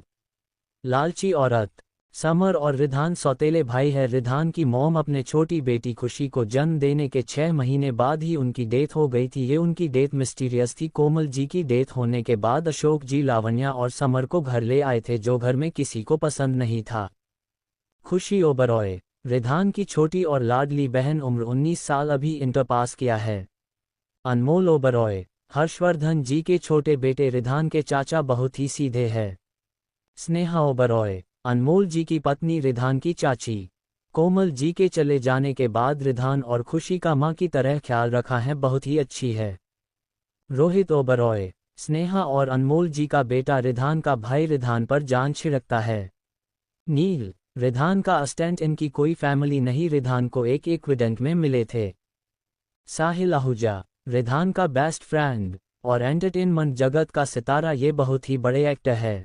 राघव मित्तल, रिधान का बेस्ट फ्रेंड। राघव रिधान का अंडरवर्ल्ड का काम देखता है। कुल मिलाकर रिधान ने राघव को अंडरवर्ल्ड का किंग बना दिया है। उसके बहुत बड़े बड़े दूर के कनेक्शन है। सुमेधा चौहान, रिधान की बुआ, लालची और नकचड़ी, ये अपने मायके में ही रहती है, इनके हस्बैंड से इनकी नहीं बनती है। राजेश चौहान, सुमेधा के पति, बहुत ही सीधे हैं, अच्छे हैं। प्रिया चौहान, सुमेधा और राजेश जी की बेटी, MBA लास्ट ईयर है, बहुत ही अच्छी है, अपनी मां से जस्ट अपोजिट। तो ये थे मेरे कहानी के किरदार। अब आगे बढ़ते हैं कहानी में। माही जैसे ही सामने देखती है तो स्नेहा जी अपने हाथों में आरती की थाली लिए उसकी तरफ बढ़ रही थी। आप हमारे घर की बहू बनने वाली है, तो हम ऐसे ही फीका फीका स्वागत थोड़ी करेंगे, स्नेहा जी ने कहा और प्यार से माही की आरती उतारने लगी।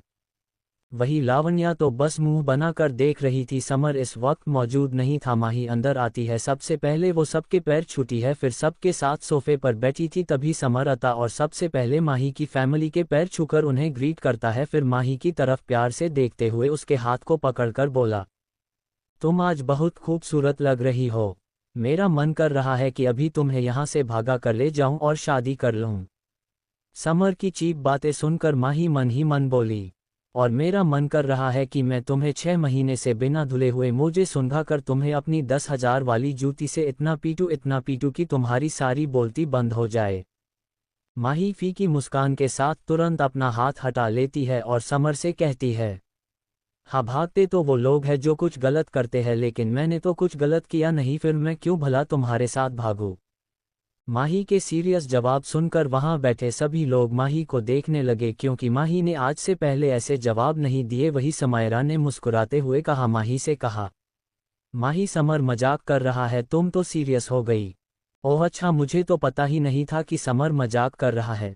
इतना बोलकर वो हंसने लगती है। वही समर को माही का बिहेवियर बहुत अजीब लग रहा था, लेकिन वो कुछ नहीं कहता है। फिर वो राजीव जी के पास बैठ जाता है और उनसे कहता है, अंकल, मैं बहुत खुश हूं कि आप लोग आए।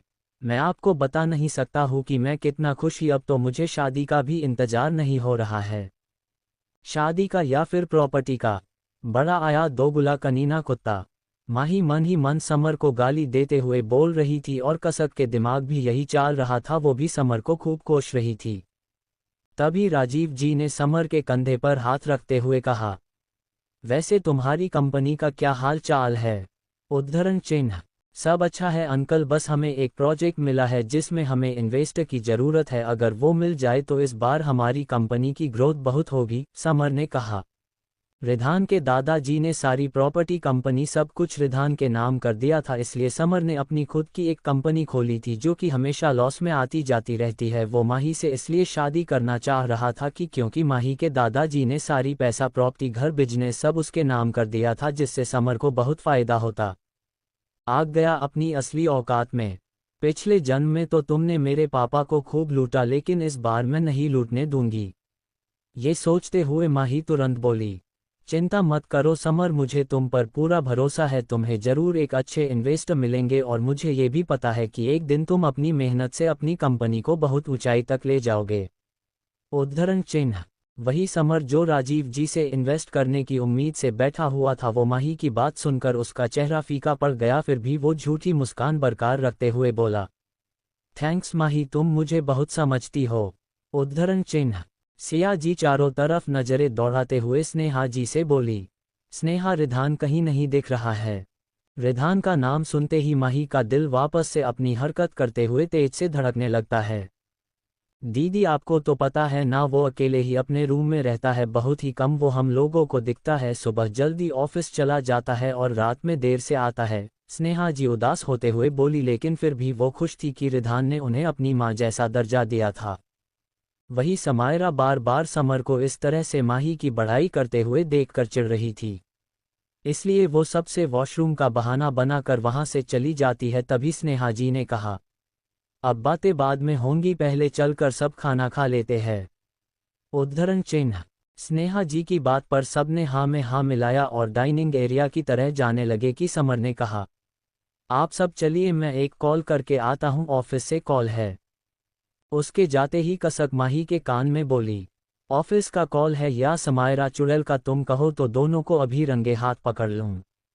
उद्धरण चिन्ह, कसक को इतना हाइप हुआ देखा कर माही उसे रोकते हुए बोली, सब कुछ प्लान के हिसाब से होगा, तुम्हें पता है ना क्या करना है। उद्धरण चिन्ह, हाँ मैं समझ गई, कसक ने कहा। वो दोनों भी सबके डाइनिंग एरिया की तरह जाने लगी।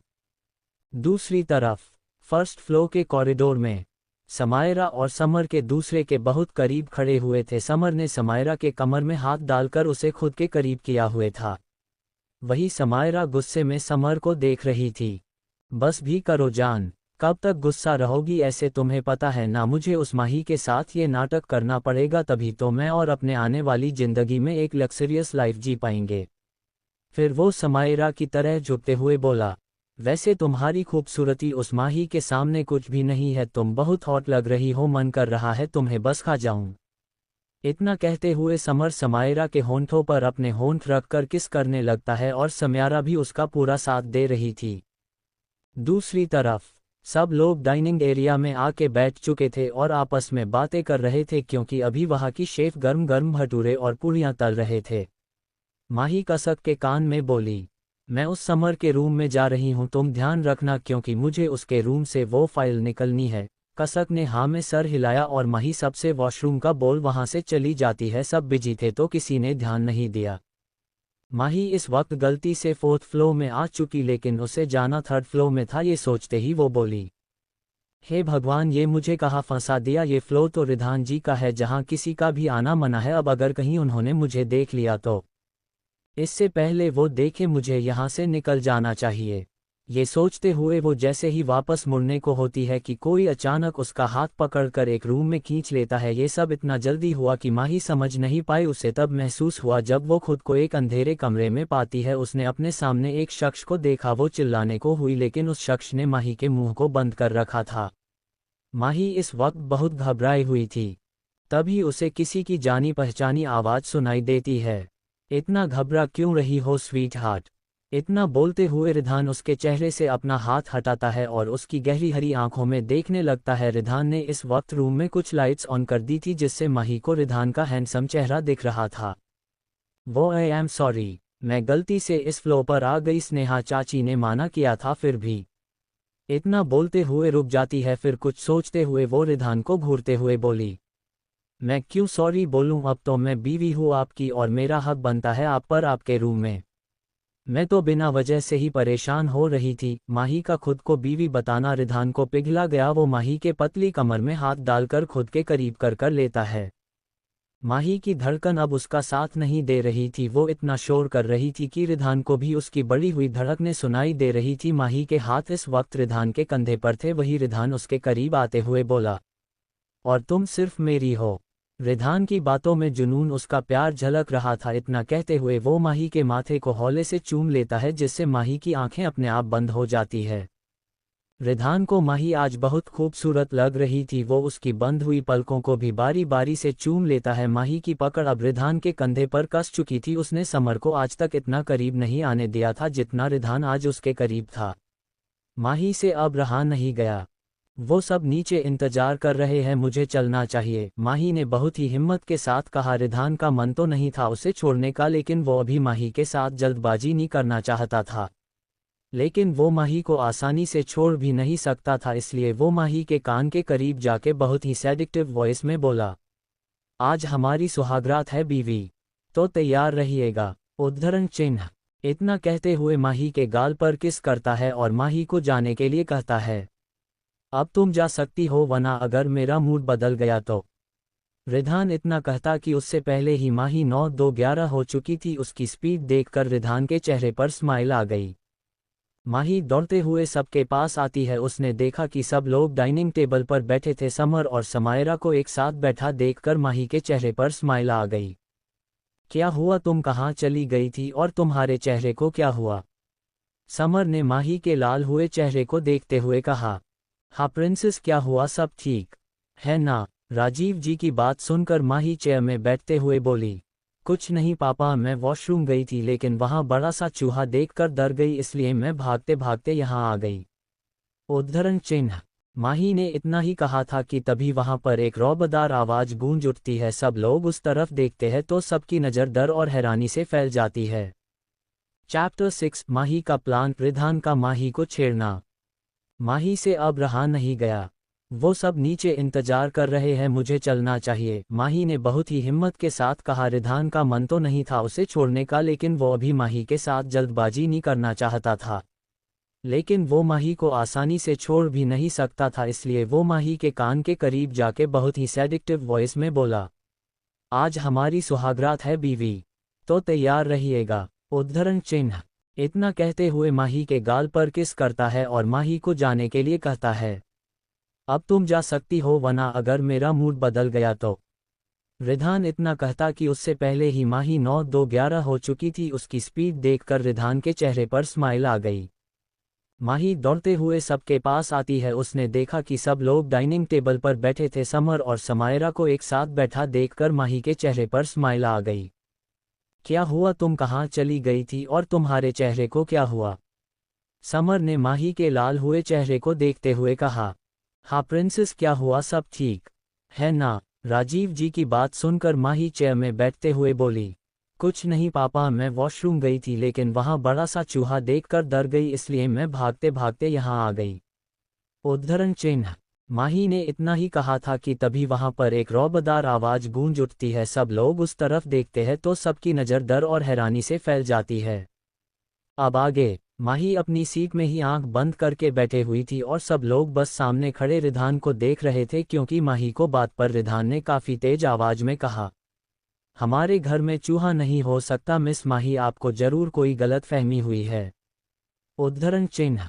इतना कहते हुए माही के बगल खाली चेयर पर बैठ जाता है, जिससे माही और ज्यादा घबराने लगती है। उसे डर नहीं लग रहा था लेकिन वो अपनी बढ़ी हुई धड़कनों को काबू भी नहीं कर पा रही थी। आज रिधान को डाइनिंग टेबल में बैठा देखकर सभी परिवार वाले हैरान थे और खुश भी, लेकिन लावण्या, समर और बुआ जी के चेहरे पर कोई खुशी नहीं थी। स्नेहा रिधान से पूछती है, बेटा आप यहाँ? उद्धरण चिन्ह। क्यों चाची, मैं आप सबके साथ डिनर नहीं कर सकता क्या? रिधान ने अपनी एक आईब्रो उठाते हुए चाची से कहा। नहीं, मेरा मतलब वो नहीं था, आप आज पहली बार हम लोगों के साथ बैठे हैं इसलिए, लेकिन मुझे बहुत खुशी हुई। स्नेहा जी अपनी आंखों में खुशी की चमक लिए बोलती है। वही रिधान को माही के बगल में बैठा देखकर समर की आंखें छोटी हो गई थी। आज भाई को क्या हो गया, ऐसे तो पहले नहीं थे। खुशी अपने बगल में बैठी प्रिया के कान के पास धीरे से बोली। उसकी बात सुनकर प्रिया ने खुशी को आंख दिखाते हुए कहा, चुपचाप खाना खाओ अभी, वरना भाई ने देख लिया तो अभी गुस्सा करेंगे। उद्धरण चिन्ह। सब आराम से खाना खा रहे थे कि तभी माही को अपने हाथ में रिधान का हाथ महसूस होता है। वो धीरे धीरे माही के हाथों को सहला रहा था। बेचारी का इस वक्त बुरा हाल था। वो रिधान से हाथ छुड़ाने की कोशिश कर रही थी, लेकिन रिधान तो माही को परेशान करने का एक मौका नहीं छोड़ रहा था। लेकिन हद तो तब हुई जब रिधान का हाथ माही के हाथ से हटकर उसकी थाइज में चला गया। माही को ऐसा लग रहा था कि अब वो यहीं पर जमीन में गड्ढा खोद कर उसी में खुद को छुपा ले। एक तो ऊपर से समर समायरा का इस तरह देखना और रिधान का छेड़ना उसे बहुत परेशान कर रहा था। तभी माही के दिमाग में एक आइडिया आया। उसने अपनी पूरी ताकत लगाकर अपने पैर से रिधान के पैर पर हिट किया, जिससे रिधान ने अपना हाथ हटा लिया। इसलिए नहीं कि उसे चोट या दर्द हुआ हो, बल्कि वो अब माही को ज्यादा परेशान नहीं करना चाहता था, वरना वो माही के ऐसे छोटे मोटे हिट से बिल्कुल भी हट नहीं होता, क्योंकि उसकी बॉडी बहुत स्ट्रांग थी। आखिर उसने अपनी बॉडी को जिम में घंटों दिए थे। रिधान के हाथ हटाते ही माही को रिलैक्स फील होता है। तभी उसे समर के खांसने की आवाज आती है और माही के चेहरे पर डेविल स्माइल आ जाती है। माही अपने चेहरे पर झूठी परेशानी लाते हुए बोली, क्या हुआ समर, तुम ठीक हो? अचानक से तुम्हें खांसी आने लगी। उद्धरण चिन्ह। वही समायरा और लावण्या उसके बगल में बैठी थी, तो समायरा उसकी पीठ सहला रही थी और लावण्या उसे पानी पिला रही थी। मॉम, आपको पता है कि मैं तीखा नहीं खाता, फिर भी सब्जी में इतनी मिर्ची है। समर गुस्से में बोला, क्योंकि समर को ज्यादा तीखा खाने से एलर्जी थी। उसका चेहरा लाल हो गया था। उसे देखकर लावण्या स्नेहा जी की तरफ देखते हुए कहा, स्नेहा तुमने खाना बनवाया था तो एक बार मिर्ची देख लेती। देखो मेरे बेटे का हाल, तुम भी एक माँ हो, तुम आखिर ऐसा कैसा कर सकती हो? उद्धरण चिन्ह। लावण्या स्नेहा जी पर सरासर इल्जाम लग रही थी कि तभी दादाजी की कठोर आवाज सुनाई दी, बस भी करो लावण्या, हर वक्त किसी पर बेबुनियाद इल्जाम लगाना सही नहीं है। एक बार तुम खुद खाना खा कर देखो, खाना एकदम सादा बना है, मिर्ची का तो नमो निशान नहीं है, लेकिन तुम कभी अपनी आदत से बाज नहीं आओगी। दादाजी की आवाज सुनकर लावण्या के मुंह बन गया था, लेकिन वो उन्हें इग्नोर करके समर को खीर खिलाती है। एक स्पून खाते ही समर पूरी खीर वापस से पलट देता है और चिल्लाते हुए बोला, मॉम ये खीर है या नमकीन, इतना नमक? सब लोग समर को किसी पागल की तरह देख रहे थे। वहीं माही और कसक मन ही मन खूब हंस रही थी। रिधान तो पहले ही समझ गया था कि ये सारी हरकतें उसकी छोटी सी प्यारी सी शैतान बीवी की है। समर, क्या हो गया है तुम्हें? तुम ऐसे बिहेव क्यों कर रहे हो? खीर तो हम सब ने खाई है, फिर तुम्हें कैसे खीर में नमक लगने लगा? माही अब समर की फिक्र का दिखावा करते हुए बोली, हो सकता है समर के खाने में किसी ने कुछ मिला दिया हो। समायरा जो अब तक चुप बैठी थी वो अपना दिमाग लगाते हुए बोली। उसकी बात सुनकर लावण्या ने टांट मरते हुए कहा, यहाँ बहुत से लोग हैं जो मेरे बेटे से जलते हैं, जरूर उन्हीं में से किसी ने ये काम किया है। आंटी, अगर ऐसा है तो आप समर के कटोरी की खीर खुद क्यों नहीं खाकर देख लेती? बिना वजह हम सब पर इल्जाम लगा रही है। और आपके बेटे में ऐसे क्या खूबी है जो हम लोग जलेंगे? रोहित, जो अब तक चुप बैठा था, उसने कहा, क्योंकि वो अपने परिवार और भाई के खिलाफ कुछ नहीं सुन सकता था। रोहित की बात सबको सही लगी तो लावण्या ने खीर टेस्ट किया तो उसे नमक नहीं बल्कि खीर मीठी लगी। वो समर को देखने लगी जिसका चेहरा लाल था और आंखें गुस्से से लाल। वो बोली, जरूर समर की तबीयत खराब है, शायद उसे टेस्ट अजीब लग रहा है। बेटा तुम चलो थोड़ा आराम कर लो। उद्धरण चिन्ह। लावण्या बोलते हुए समर को उसके रूम में ले जाने लगी। दरअसल माही ने समर को पानी में एक ऐसा लिक्विड मिला कर दे दिया था जिससे उसका टेस्ट खराब हो चुका था। माही को समर की परेशानी देखकर थोड़ा सुकून मिलता है। फिर सब लोग आराम से डिनर करते हैं। आज स्नेहा जी, खुशी और प्रिया माही और कसक को रोक लेती है क्योंकि उन लोगों ने रात में गेम खेलने का प्लान बनाया हुआ था। समायरा तो बिना रोके ही रुक जाती है और बाकी परिवार वाले चले गए थे। चैप्टर 7, माही और रिधान की पहली किस्त। समायरा के दिल में रिधान का ख्याल। खुशी के रूम में इस वक्त रोहित, प्रिया, खुशी, माही, कसक मौजूद थे। माही की सबसे बहुत गहरी दोस्ती थी। खुशी माही को बहुत पसंद करती थी। खुशी ने माही से कहा, माही, अगर तुम्हें शादी करनी थी तो मेरे रिधान भाई से करती। वो तो समर से लाख गुना हैंडसम और अच्छे हैं, लेकिन मुझे समझ नहीं आता कि आखिर तुझे उस चिलगोजे में क्या अच्छा लगा। खुशी की बात पर प्रिया और रोहित भी उसका साथ देते हुए बोले, हाँ यार माही, वो छछूंदर को आज देखा कैसे नाटक कर रहा था। मुझे तो वो बिल्कुल नहीं पसंद है। पता नहीं मेरे घरवाले इस क्यों झेल रहे हैं। उद्धरण चिन्ह। माही उन दोनों की बात सुनकर बोली, देखो तुम लोग प्लीज रिलैक्स हो जाओ, और रही बात समर की तो मैं तुम लोगों को आज एक सीक्रेट बताती हूँ, पर प्लीज तुम सब वो सीक्रेट रिवील नहीं करोगे। माही ने कहा, क्योंकि वो जितना कसक पर भरोसा करती थी उतना ही खुशी, प्रिया और रोहित पर माही और कसक से सारी बातें बता दी सिवाय अपने पुनर्जन्म की। माही की बात सुनकर खुशी उछलते हुए माही के गले लग गई। ओ माय गॉड माही, मैं बहुत खुश हूं कि तुमने मेरे भाई को चुना और तुम मेरी भाभी बन गई। उद्धरण चिन्ह। ओ तभी आज भाई नीचे डिनर करने आए थे सिर्फ तुम्हारे लिए। प्रिया ने सोचते हुए अपने चेहरे में स्माइल लाते हुए कहा। वही रोहित भी बहुत खुश था। तभी अचानक माही ने कहा, मैं जानती हूँ तुम लोगों को समर अच्छा नहीं लगता है, लेकिन वो बहुत अच्छा है, मेरा बहुत ध्यान रखता है और प्यार तो पूछो नहीं। वो मुझसे इतना प्यार करता है कि अगर मैं उससे कहूँ कि दिन तो वो दिन बोलेगा। मेरे कुछ भी कहने से पहले वो समझ जाता है कि मुझे क्या चाहिए। तारांकन। माही की बातें किसी को समझ नहीं आ रही थी, इसलिए खुशी आगे बोलते उससे पहले ही माही ने सबको मिरर में देखने का इशारा किया, क्योंकि समायरा रूम के विंडो के पास खड़ी होकर सब सुन रही थी। माही की बातें सुनकर समायरा को बहुत जलन हो रही थी कि तभी माही बात आगे बढ़ाते हुए बोली, तुम सबको पता है समर मुझे एंगेजमेंट में ब्लू डायमंड रिंग पहनाने वाला है। पता है उसका प्राइस कितना है? पूरे 40 लाख। माही की बातें समायरा को अंदर तक जला रही थी। वो गुस्से में खुद से बोली, आज तक समर में मुझे कभी 40,000 की रिंग नहीं पहनाई, और इस 2 करोड़ की लड़की को 40 लाख की, उसे तो मैं छोड़ूंगी नहीं। इतना सोचते हुए वो वहां से समर के रूम की तरफ चली जाती है। उसके जाते ही सब लोग हंसने लगते हैं। वाह माही, क्या कमाल की एक्टिंग करी है, मजा आ गई। एक बार के लिए हम लोग भी सीरियस हो गए थे। रोहित हंसते हुए माही से बोला। तभी प्रिया ने कहा, वैसे माही आज तो तुम्हारी सुहाग रात है, तो बताओ क्या प्लान है तुम्हारा? उद्धरण चिन्ह। सुहागरात सुनते ही माही के गाल शर्म से लाल होने लगते हैं और उसके जहन में रिधान का हैंडसम चेहरा सामने आने लगता है। उसकी दिल की धड़कनें धीरे धीरे तेज होने लगती है। उसे शर्माता हुआ देखकर कसक ने कहा, लो मैडम जी तो अभी से शर्मा रही है। वैसे मेरे पास एक आइडिया है, क्यों ना आज हम लोग गेम खेले और उस गेम से समायरा की बैंड बजाए। उद्धरण चिन्ह। ट्रूथ अंडर ए। रोहित ने कहा। उसकी बात पर खुशी बोली, बिल्कुल सही, तुम सब छत में चलकर सेटअप बनाओ, मैं समर और समायरा और रिधान भाई को बुलाकर लाती हूँ। उद्धरण चिन्ह। लेकिन रिधान भाई मानेंगे? प्रिया ने पूछा, क्योंकि रिधान तो कभी ठीक से बात तक नहीं करता था, तो आज गेम के लिए कैसे मान जाता। तभी खुशी ने कहा, जब भाई माही के लिए नीचे डिनर पर आ सकते हैं तो गेम के लिए भी आ जाएंगे। उसकी बात पर सबने हामी भरी और सब लोग छत में जाने लगे। वही खुशी ने समर और समायरा को भी इन्फॉर्म कर दिया था। अब वो रिधान के रूम में गई। उसने देखा कि रिधान इस वक्त अपने लैपटॉप में काम कर रहा था। उसने कहा, भाई आप चलिए हमारे साथ, हम लोग गेम खेलने जा रहे हैं, आप चलेंगे तो बहुत अच्छा लगेगा। खुशी की बात सुनकर रिधान ने कहा, छोटी अभी एक इम्पोर्टेंट फाइल पढ़ रहा हूं, तुम लोग खेलो जाकर। उद्धरण चिन्ह।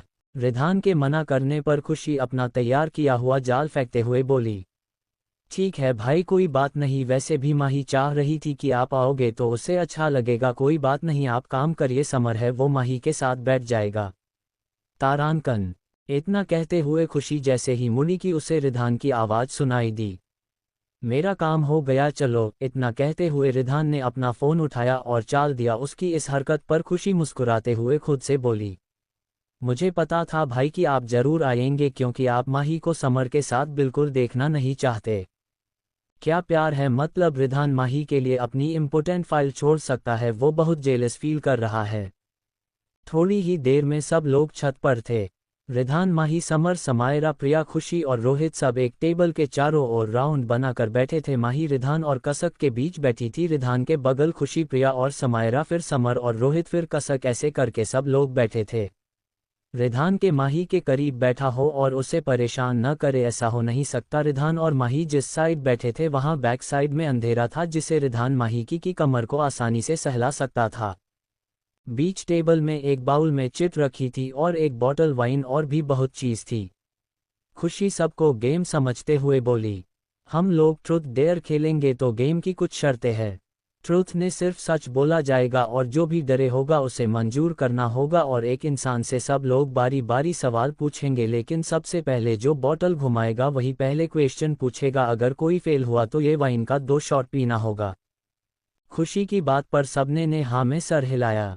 तो प्रिया बॉटल घूमती है तो वो बॉटल सबसे पहले कसक पर जाकर रुकती है।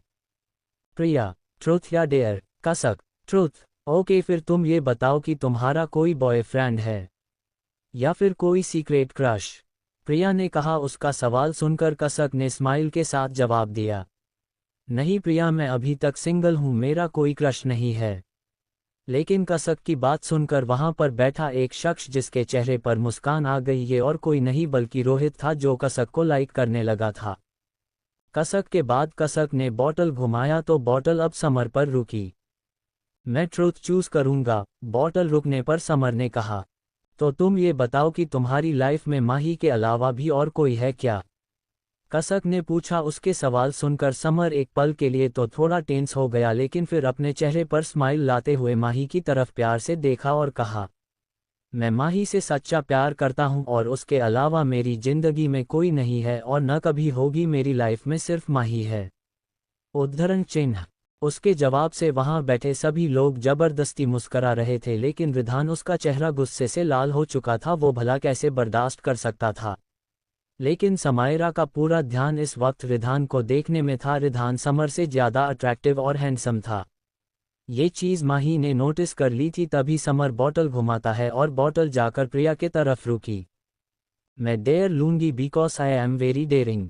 समर, तुम चाहे तो बाउल से चिट निकल कर दो या फिर अपने मन से मैं रेडी हूँ, प्रिया ने खुश होते हुए कहा। समर ने बाउल से चिट निकली और प्रिया को दिया। चिट में श्रद्धा कपूर लिखा था और उसके मूवी का एक गाना गाना था। प्रिया ने अपना डरे कंप्लीट करते हुए हॉफ गर्लफ्रेंड मूवी का सॉन्ग मैं फिर भी तुमको चाहूंगी गया। फिर प्रिया बॉटल घुमाती है तो बॉटल जाकर रिधान पर आई है। भाई डेयर या ट्रुथ? प्रिया ने कहा, लेकिन मन ही मन वो सोच रही थी कि रिधान डेयर ले ले और फिर वो एक बढ़िया डेयर द। और हुआ भी कुछ ऐसा, रिधान ने डेयर चूज किया। ठीक है, तो आपका डेयर ये है कि आपको माही को किस करना होगा। प्रिया की बातें सुनकर सब हैरान हो गए, वही रिधान और माही तो ज्यादा, वो मना करते हुए बोली, प्रिया ये कैसा डेयर है? उद्धरण चिन्ह। हाँ प्रिया, तुम भूल रही हो कि माही मेरी मंगेतर है, तो रिधान कैसे मेरे मंगेतर को किस कर सकता है? समर ने भी गुस्सा दिखाते हुए कहा। लेकिन रिधान को तो बस मौका चाहिए था। उसने समर को आंख दिखाते हुए कहा, मेरा नाम रिधान ओबरॉय है और मैं कभी किसी से हारता नहीं हूं और न ही झुकता हूं। इतना कहते हुए वो माही के गर्दन में हाथ डालता है और उसके करीब जाने लगता है। वही माही ने कसके अपनी आंख बंद कर ली थी और उसके होंठ फड़फड़ाने लगे थे कि तभी उसे अपने होंठों पर कुछ महसूस नहीं किया, क्योंकि रिधान ने उसके होंठों पर नहीं बल्कि उसके माथे को चूमा था। वो माही के एक्सप्रेशन देखकर जान गया था कि माही क्या सोच रही है। उसने माही के कान के पास जाकर कहा, डोंट वरी, मैं वहां भी किस करूंगा, लेकिन प्राइवेट में। उद्धरण चिन्ह। इतना बोलकर वो उठ गया और जाते हुए बोला, मेरा गेम खत्म, मेरी एक इम्पॉर्टेंट मीटिंग है। उद्धरण चिन्ह। उसके जाते ही सब लोग गेम कंटिन्यू करते हैं और थोड़ी देर खेलकर वापस अपने रूम में सोने चले जाते हैं। माही, खुशी और प्रिया कसक चारों साथ में ही सोने वाली थी कि तभी माही के फ़ोन में रिधान का मैसेज आया। अभी मेरे रूम में आओ, अर्जेंट है। रिधान का मैसेज पढ़कर माही ने कहा, यार मैं अभी आती हूँ, थोड़ा काम याद आ गया। उद्धरण चिन्ह। अच्छा जी, रात के 1 बजे तुम्हें कौन सा काम याद आ गया? मुझे सब पता है, भाई के पास जा रही हो ना? जाओ जाओ, मैं संभाल लूंगी सब। खुशी ने मुस्कुराते हुए कहा। वही माही ने सिर्फ स्माइल दी और कहा, कल सुबह का प्लान मत भूलना, हम लोगों को समायरा से बदला लेना है। उद्धरण चिन्ह। इतना कहते हुए वहां से चली जाती। रिधान के रूम में आते ही उसने रूम में चारों तरह नजरें दौड़ाए, लेकिन रूम में रिधान नहीं था। अजीब है, मुझे बुलाकर पता नहीं कहाँ चले गए, माही ने मुंह बनाते हुए कहा ही था कि तभी रिधान बाथरूम से बाहर निकलता है। उसे देखकर माही का गला सूखने लगा था, क्योंकि रिधान इस वक्त शावर लेकर आ रहा था। उसने लोअर बॉडी में सिर्फ ब्लैक टॉवल पहन रखी थी। बालों से टपकता हुआ पानी उसके गर्दन से होता हुआ उसके चेस्ट से नीचे जा रहा था। उसके 6 पैक एब्स देखकर माही को छूने का मन कर रहा था। माही रिधान को देखने में इतनी खो गई थी कि कब रिधान उसके करीब आ गया माही को पता ही नहीं चला। रिधान माही के करीब आते हुए उसके हाथों को लेकर अपने चेस्ट पर रख देता है और उसके कमर में हाथ डालकर अपने करीब कर लेता है। उसकी इस हरकत से माही होश में आती है और अपनी नज़रें झुका लेती है। हाय, माही का शर्माना रिधान को पिघला देता है। कोष्टक। उसकी झुकी हुई नज़रें देखकर रिधान ने कहा, नज़रें क्यों झुका ली स्वीट हार्ट, तुम्हारा ही हूँ, जी भर कर देख सकती हो। रिधान की बात सुनकर माही के गाल टमाटर जैसे लाल हो चुके थे। उसने अपने आप को कंट्रोल किया और कहा, ये आप बार बार मुझे छूते क्यों रहते हैं, शादी की कंडीशन भूल गए क्या? उद्धरण चिन्ह। अच्छा, और मेरे छूने पर तुम्हें भी तो बहुत सुकून मिलता है, तभी अभी तक मेरी बाहों में मेरे करीब हो, जबकि मैं तो तुम्हें कब का आज़ाद कर चुका हूँ। रिधान की बात पर माही ने महसूस किया रिधान ने उसकी कमर से हाथ हटा दिया था। ये सोचते ही माही दूर हटी और बोली, किस लिए बुलाया आपने? सुहागरात मनाने के लिए, रिधान ने कहा और बेड पर बैठ गया। उसकी बात सुनकर माही की आंखें बाहर आने को हुई। उसके कहा, बिल्कुल नहीं, आप भूल गए क्या हमारे बीच क्या डील हुई थी? उद्धरण चिन्ह।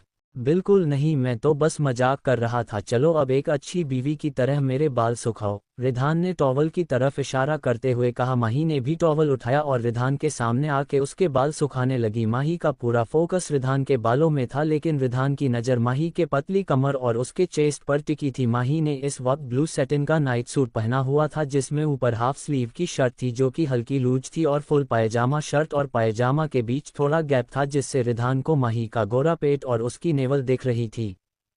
रिधान से अब कंट्रोल नहीं हुआ। उसने माही के कमर को दोनों हाथ से पकड़ा और घुमाते हुए उसे बेड में लिटा दिया और खुद उसके ऊपर आ गया। ये सब इतनी जल्दी हुआ कि माही को सोचने का मौका ही नहीं मिला। वो तो बस रिधान की नीली आंखों में खो गई थी। वही रिधान ने एक हाथ से बेड से सहारा लिया हुआ था और दूसरे हाथ से माही के गालों से लेकर उसके गर्दन तक सहला रहा था। उसका सेंशुअल टच पाकर माही के बॉडी के सिरहन दौड़ गई। उसकी बढ़ी हुई धड़कनों का शोर रिधान के कानों तक सुनाई दे रहा था। रिधान माही की ग्रीन आइज में देखते हुए धीरे धीरे उसके गुलाबी होंठों की तरफ झुकता है और बहुत ही प्यार से उसके होंठों को चूमने लगता है। रिधान के किस करने से माही के हाथ अनायास ही रिधान के गर्दन में पहुंच जाती है। माही भी धीरे धीरे रिधान के साथ किस में इन्वॉल्व हो रही थी। रिधान बहुत ही प्यार से और स्लो मोशन में माही के होंठों को चूम रहा था। लगभग 15 मिनट बाद माही के सांस फूलने से रिधान उससे अलग होता है और माही की आंखों में देखने लगता है। उसका हाथ अब माही के शर्ट के अंदर जाके उसके पेट को सहला रहे थे। माही को रिधान का टच बहुत ही अच्छा लग रहा था। वो रिधान को न तो रोक रही थी न ही आगे बढ़ने को कह रही थी, वो बस रिधान को महसूस कर रही थी। रिधान का भी यही कुछ हाल था। वो उसके माथे को चूमता है और फिर बंद हुई पलकों को, फिर वो उसके होंठों को चूमते हुए उसकी गर्दन में किस करने लगता है। माही के हाथ रिधान के खुले पीठ में चल रहे थे। रिधान माही की गर्दन से जैसे ही उसके चेस्ट की तरफ बढ़ता है कि उसे माही की आवाज़ सुनाई देती है, जो लंबी लंबी सांसें लेते हुए बोल रही थी, अभी आगे न बढ़िए, मुझे थोड़ा वक्त चाहिए। उसके बोलते ही रिधान रुक जाता है और माही के बगल में लेटते हुए उसे अपनी बाहों में भर लेता है और बोला, सो जाओ वरना मैं अपना कंट्रोल खो दूंगा। माही को भी रिधान की बाहों में सुकून महसूस हो रहा था। दूसरी तरह समायरा रूम में बेड में लेटे हुए रिधान के बारे में सोच रही थी। मिस्टर ओबरॉय कितने हैंडसम हैं, मैंने आज उन्हें पहली बार देखा है। क्या हो अगर मेरी शादी रिधान से हो जाए, फिर तो मैं पूरे ओबरॉय खानदान की मालकिन हो जाऊंगी और ये समर तो उसके मुकाबले कुछ भी नहीं है। इसकी खुद की कंपनी लॉस में है। वैसे भी मुझे एक बार ट्राई जरूर करना चाहिए, हो सकता है रिधान मान जाए। वैसे भी मैं बहुत खूबसूरत हूँ, मुझे कौन माना करेगा। समायरा रिधान को देखकर उसके चार्म की दीवानी हो चुकी थी। समायरा को पैसे और एक लग्जरियस लाइफ जीने से मतलब था। वो समर से भी इसलिए प्यार करती थी ताकि आगे चलकर उसे एक अच्छी लाइफस्टाइल मिलेगी, लेकिन यहाँ रिधान को देखते ही वो पागल हो चुकी थी और अब अपने दिमाग में रिधान को अपना बनाने का प्लान सोच रही थी। चैप्टर 8 माही ने समायरा की बैंड बजाई, रिधान की बेशर्मी भरी बातें। नेक्स्ट मॉर्निंग सबके उठने से पहले ही माही उठकर खुशी के रूम में आ चुकी थी। रूम में आते ही उसने देखा कि खुशी और कसक दोनों बैठी थी। उन्हें देखते हुए माही ने कहा, सारी प्लानिंग हो गई ना, उस चुड़ैल को कुछ पता तो नहीं चला।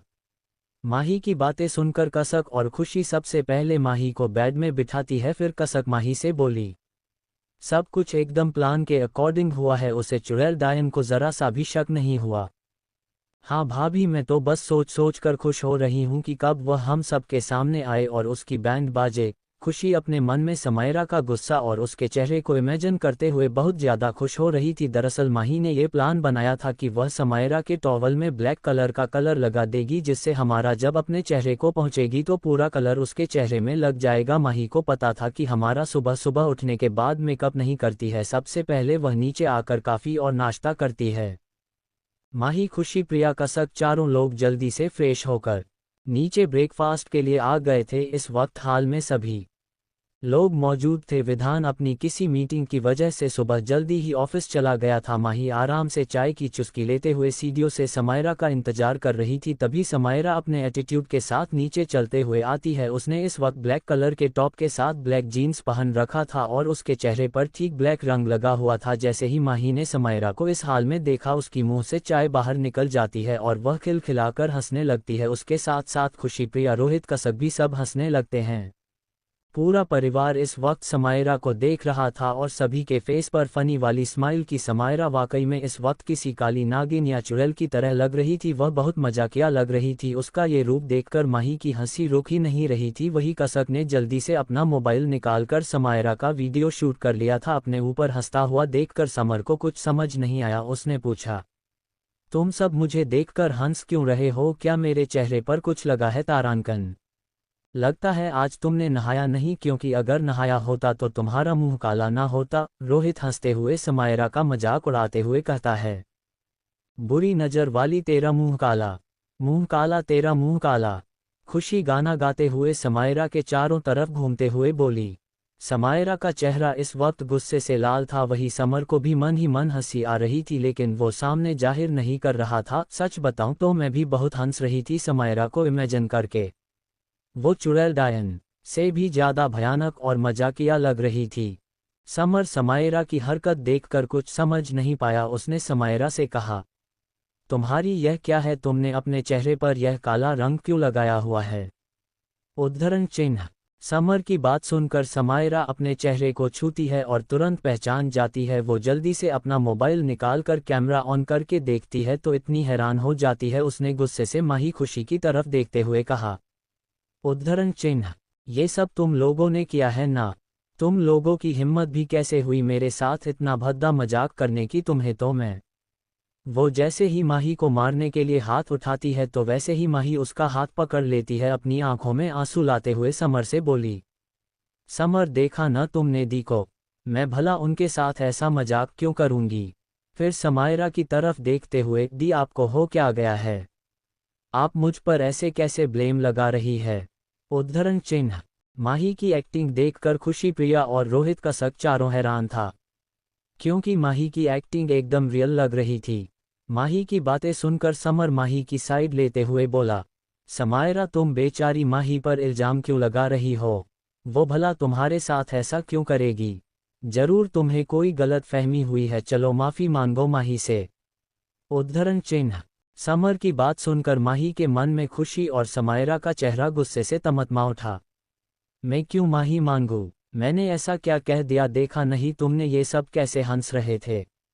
समर ने एक नज़र माही को देखा जो रोने का कगार पर आ चुकी थी, लेकिन समर को ना चाहते हुए भी समायरा से रुडपेश आना पड़ा। वो समायरा को आंख दिखाते हुए बोला, तुम अभी के अभी माही मांगो, वरना। उद्धरण चिन्ह। सॉरी, समायरा ने कहा और वहां से चली गई। उसे समर का इस तरह से बिल्कुल भी पेश आना नहीं अच्छा लगा, और तो और कल उसके जहन में माही की रिंग वाली बता भी थी। उसे ऐसा लग रहा था कि कहीं समर सच में माही से प्यारा करने लगा तो। वही माही प्यार से समर से बोली, समर तुम सच में बहुत अच्छे हो, तुमने मेरे लिए स्टैंड लिया, मुझे बहुत अच्छा लगा। माही की बात सुनकर समर ने कहा, ये तो मेरा फर्ज है, आखिर तुम मेरी होने वाली बीवी हो। और मन में बोला, तुम्हें तो बहुत अच्छा लगा, लेकिन समायरा बहुत गुस्सा हो गई। ये लड़की भी बहुत पागल है, जरा सी बात पर रोना चालू कर देती है। बस एक बार शादी हो जाए फिर मुझे ये नाटक नहीं करना पड़ेगा। लेकिन समायरा के साथ ये हरकत किसने की? ये सोचते हुए वो एक नज़र खुशी को देखता है, फिर रोहित और प्रिया को। प्रिया तो ऐसा करेगी नहीं क्योंकि वो मैच्योर है, और रही बात रोहित की तो वो तो सुबह से ही मेरे सामने है। फिर क्या ये खुशी ने? हाँ जरूर उस रिधान की चमची ने की होगी, वैसे भी उसे तो कोई कुछ कहता नहीं। एनीवे मुझे अभी कसक के पास जाना चाहिए। इतना सोचते हुए माही से बोला, माही अब मैं चलता हूँ, मुझे ऑफिस के लिए लेट हो रहा है। उद्धरण चिन्ह। दूसरी तरफ समायरा अभी अभी बाथरूम से बाहर निकली थी। उसका चेहरा पूरा रेड हो चुका था और जलन भी हो रही थी। उसने बहुत मुश्किल से कलर छुड़ाया था, तभी उसे अपने सामने समर दिखा जो बेड पर बैठा था। उसे देखा समायरा उसके ऊपर टॉवल फेंकते हुए गुस्से में बोली, अब यहाँ क्या कर रहे हो? जाओ उसी माही के पास। तुम्हारी हिम्मत कैसे हुई समर सबके सामने मुझसे इस तरह से बात करने की और उससे माफ़ी मंगवाने की? तुम्हें पता है मुझे कितनी इंसल्टिंग फील हो रही थी? तारांकन। समायरा के गुस्से को भांपते हुए समर उसे अपनी बाहों में भर लेता है और प्यार से मनाते हुए बोला, मैं समझता हूँ यार, लेकिन मुझे वो सब करना पड़ा ताकि मैं माही के नज़र में अच्छा बन सकूँ और राजेश अंकल से इन्वेस्टमेंट के लिए कह सकूँ। बस एक महीना और फिर हमारी शादी हो जाएगी, तो तुम सारे बदले उससे ले लेना। उद्धरण चिन्ह। समर की बात और उसके टच से समायरा काफ़ी हद तक रिलैक्स हो चुकी थी, लेकिन अभी भी उसके दिमाग में माही से बदला लेने फितूर सवार था और वो इतनी जल्दी नहीं जाने वाला था। तभी उसके दिमाग में ख्याल आया, मुझे ऐसा क्यों लग रहा है कि ये समर मुझे सिर्फ बहला रहा है? अगर ऐसा है तो मुझे ज़रूर बैकअप प्लान बनाना होगा, और मेरा बैकअप प्लान मिस्टर ओबरॉय होंगे। उद्धरण चिन्ह। दोपहर का वक्त था। माही अपने घर वापस आ चुकी थी। वो अपने मॉम डैड के रूम में जाती है तो देखती है उसके डैड बेड में बैठे कुछ फाइल पढ़ रहे थे और मॉम बुक्स पढ़ रही थी। मम्मा, पापा, माही ने आवाज़ दिया। माही की आवाज़ सुनकर सिया जी माही की तरफ देखते हुए बोली, माही बेटा तुम यहाँ वहाँ क्यों खड़ी हो? अंदर आओ। माही अंदर आती है और अपने पापा के पास जाके बैठते हुए बोली, पापा मुझे आपसे कुछ बात करनी है। उद्धरण चिन्ह। क्या बात है? बोलो प्रिंसेस।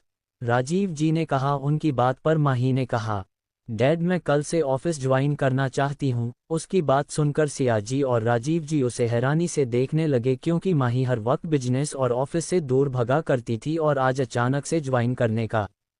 माही उन दोनों के चेहरे के एक्सप्रेशन देखकर ही समझ गई थी कि उसके मम्मा पापा क्या सोच रहे हैं। उसने एक गहरी सांस ली और कहा, मैं जानती हूँ आप सब यही सोच रहे हैं कि मैं आज बिजनेस में कैसे इंटरेस्ट लेने लगी, पर बात तो ये है कि दादाजी ने मुझे ये सब दिया है तो उन्होंने सोच समझकर ही मुझे अपना वारिस बनाया होगा, तो मैं उनके भरोसे को टूटने नहीं देना चाहती। और सबसे बड़ी बात, मैं आप दोनों का सहारा बनना चाहती हूँ और कंपनी को अपनी मेहनत से आगे ऊंचाई पर ले जाना चाहती हूँ।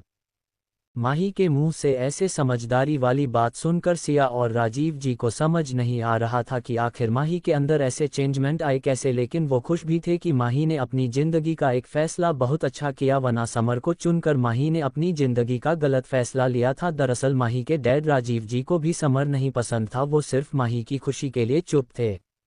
उन्होंने माही के सर पर हाथ फिराते हुए कहा, मैं तुम्हारे इस फैसले से बहुत खुश हूँ और तुम्हारे साथ भी हूँ। कल से तुम ऑफिस ज्वाइन कर सकती हो। माधव तुम्हें धीरे धीरे सारा काम समझा देगा। उद्धरण चिन्ह।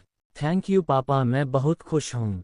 माही ने सिया और राजीव जी को गले लगा लिया और फिर बोली, ठीक है मैं चलती हूँ, कसक को बता दूँ। और हाँ पापा, ऑफिस में वैसे भी मुझे कोई नहीं जानता है, तो मैं और कसक एक इंटर्न के तौर पर वर्क करेंगे, जिससे हमें वहाँ के एम्प्लॉय का बिहेवियर भी समझ आएगा और उनके काम करने का प्रोसेस। माही की बात पर राजीव जी ने हाँ में सर हिलाते हुए कहा, जैसा आपको ठीक लगे मेरी गुड़िया। उद्धरण चिन्ह। थोड़ी देर तक माही दोनों से बात करती है और राजीव जी उसे थोड़ा सा काम समझाते हैं। माही भी बहुत ध्यान से समझ रही थी। लगभग रात हो चुकी थी। माही आज अपने मम्मा और पापा के साथ उन्हीं के रूम में डिनर करती हैं, फिर सोने के लिए अपने रूम में चली जाती है।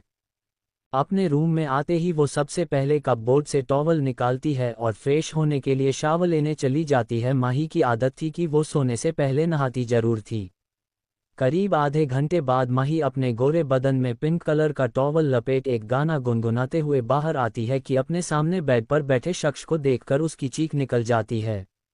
माही को चिल्लाता हुआ देखकर वो शख्स जल्दी से माही के मुंह में हाथ रख बंद कर देता है और धीरे से बोला, इतना चिल्ला क्यों रही हो स्वीट हार्ट, मैं हूं तुम्हारा इकलौता पति, अभी कल ही हमारी शादी हुई है। रिधान माही को ऐसे याद दिला रहा था जैसे कोई सदियों पुरानी बात है। तभी माही के रूम में नॉक होता है। माही बेटा क्या हुआ, तुम इतनी तेज चिल्ला क्यों रही थी। बाहर से सिया जी की आवाज़ सुनकर माही ने रिधान को आंख दिखाते हुए इशारा किया को वो अपना हाथ हटाए। रिधान के हाथ हटाते ही माही रिधान को बाथरूम में बंद करते हुए धमकी देते हुए बोली, अगर जरा सा भी आवाज किया तो याद रखिएगा। माही बाथरूम का गेट बंद कर रूम को खोलती है और सामने सिया जी को परेशान खड़ा देखकर बोली, कुछ नहीं मम्मा, वो चूहा आ गया था इसलिए मैं डर गई। माही की बात सुनकर सिया जी न समझी में उसे घूर कर देखती है और कहती है, तुम्हें कल भी चूहा मिला था और आज भी, क्या बात है, सच सच बताओ। उद्धरण चिन्ह। मम्मा सच बोल रही हो, पता नहीं क्यों मुझे चूहा दिख रहा है और मैं आजकल सपने में भी चूहा देखने लगी हो। अच्छा अब मुझे नींद आ रही है, मैं सोने जा रही हूँ, आप भी सो जाए, बाय गुड नाइट। माही ने कहा और जल्दी से दरवाजा बंद कर दिया। फिर एक गहरी सांस लेते हुए वो जल्दी से लूज टी शर्ट और शॉर्ट पहन लेती है। फिर बाथरूम का दरवाजा खोलती है तो देखती है कि रिधान दीवार से टेक लगाए हैंगर में टांगे हुए उसकी ब्रा को देख रहा था।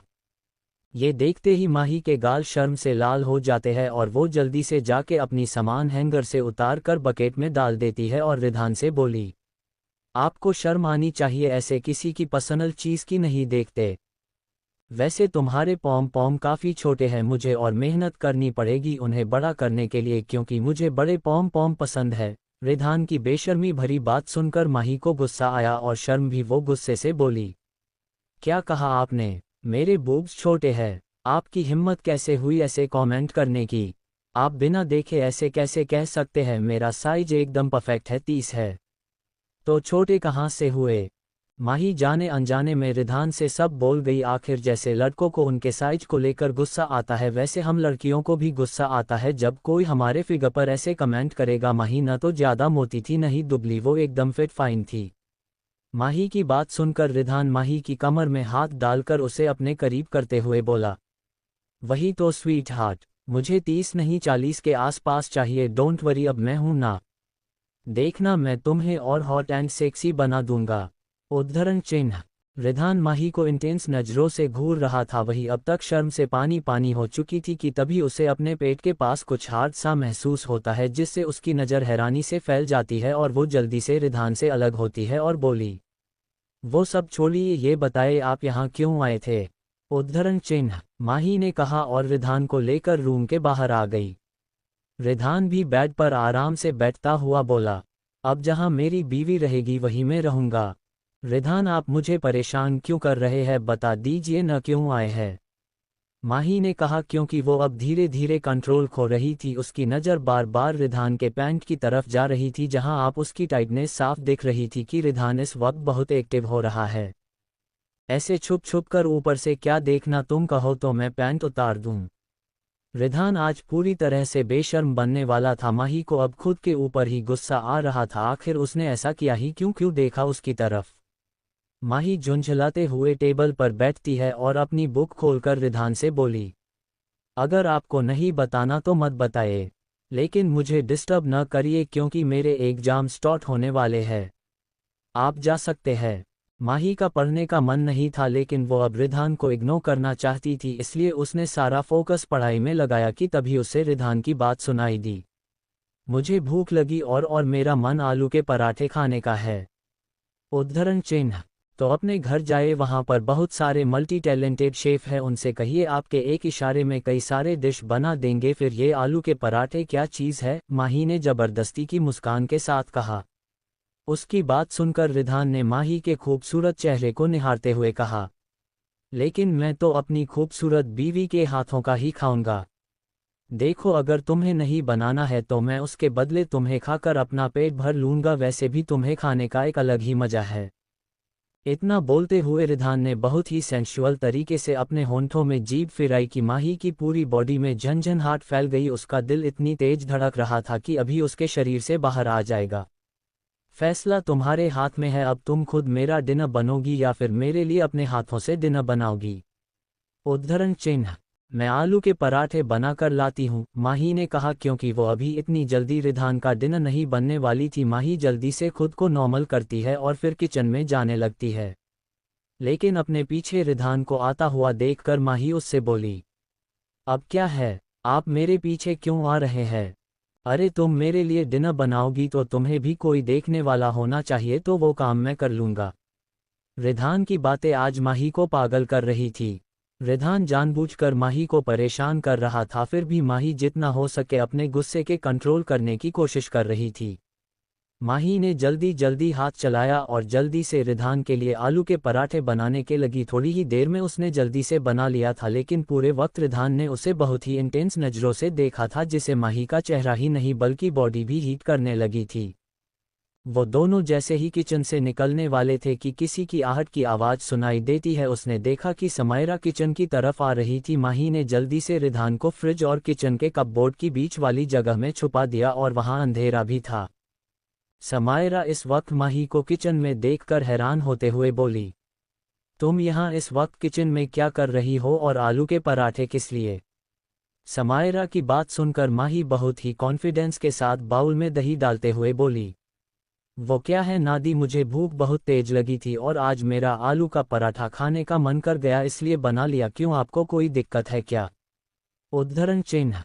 नहीं, मुझे क्यों होगी, तुम्हारा जो मन करे वो करो। समायरा इस वक्त माही के मुंह नहीं लगना चाहती थी, इसलिए उसने फ्रिज से पानी निकाला और रूम की तरफ चली गई। उसके जाते ही माही ने रिधान को बाहर आने को कहा और छुपते छुपते उसे रूम में ले गई। रूम में आते ही माही ने सबसे पहले दरवाज़ा बंद किया, फिर टेबल में जाके खाना लगा दिया।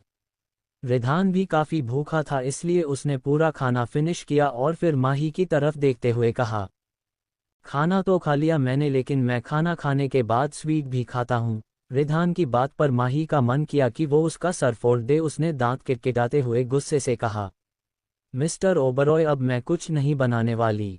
लेकिन तुम्हें बनाने को किसने कहा, क्योंकि मैं अपनी स्वीट डिश खुद ले लूँगा। इतना कहते हुए रिधान माही को कमर से पकड़कर उठा के अपने गोद में बिठा लेता है और बिना एक पल गवाए उसके होंठों को चूमने लगता है। ये सब इतनी जल्दी हुआ कि माही को संभालने का मौका नहीं मिला और वो बस एकटक आंखें खोल रिधान को देखती रही। उसे घूरता हुआ देखकर रिधान एक हाथ से उसके आंखें बंद करते हुए बोला, किस हमेशा आंख बंद करके फील करते हुए करना चाहिए, तभी तो असली मजा आता है। रिधान बोलते हुए वापस से माही के गुलाबी होंठों को सक करने लगता है और माही ने अब अपनी आंखें बंद कर ली थी और धीरे धीरे किस में मदहोश होने लगी थी।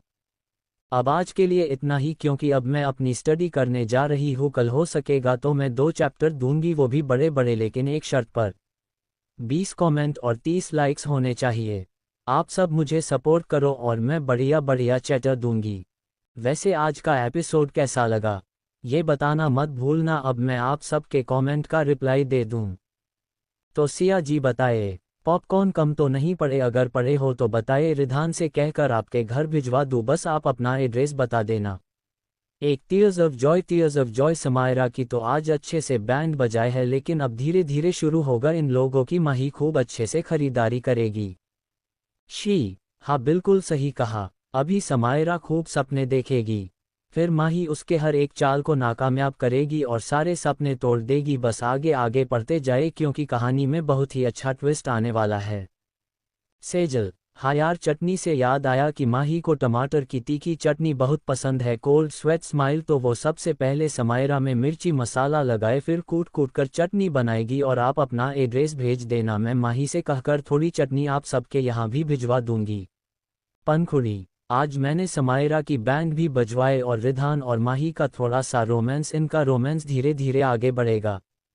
क्यों नहीं, अभी सबसे पहले समर और बाकी दुश्मनों को सही जगह दिखानी है और उनसे बदला लेना है। एड और ललित आपको भी थैंक्स कमेंट करने के लिए। तो अब मिलते हैं नेक्स्ट चैप्टर में। वैसे मैं एक बात कहना चाहूँगी कि अगर कभी आप लोग मेरी बातों से हट हो या फिर मेरी कहानी में कुछ डायलॉग से, तो प्लीज़ मुझे ज़रूर बताना, क्योंकि जाने अनजाने में हर किसी से गलती हो जाती है और मैं नहीं चाहती कि मैं कभी आप लोगों का दिल दिखाऊं।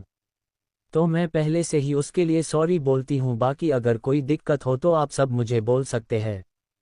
वैसे एक बात और थी कि मैंने एक न्यू कहानी स्टार्ट की है, हुकुमसा की इनोसेंट दुल्हनिया। ये कहानी है राजस्थान के हुकुमसा रुद्राक्ष सिंह शेखावत और राजकुमारी गौरी राजपूत की। रुद्राक्ष स्वयं महादेव के रुद्र अवतार है। उनके गुस्से से पूरा राजस्थान ही नहीं बल्कि भारत भी डरता है। उनके बिजनेस पूरे वर्ल्ड में फैला हुआ है। गुस्सा तो ऐसा कि किसी को भी जलाकर भस्म कर दे।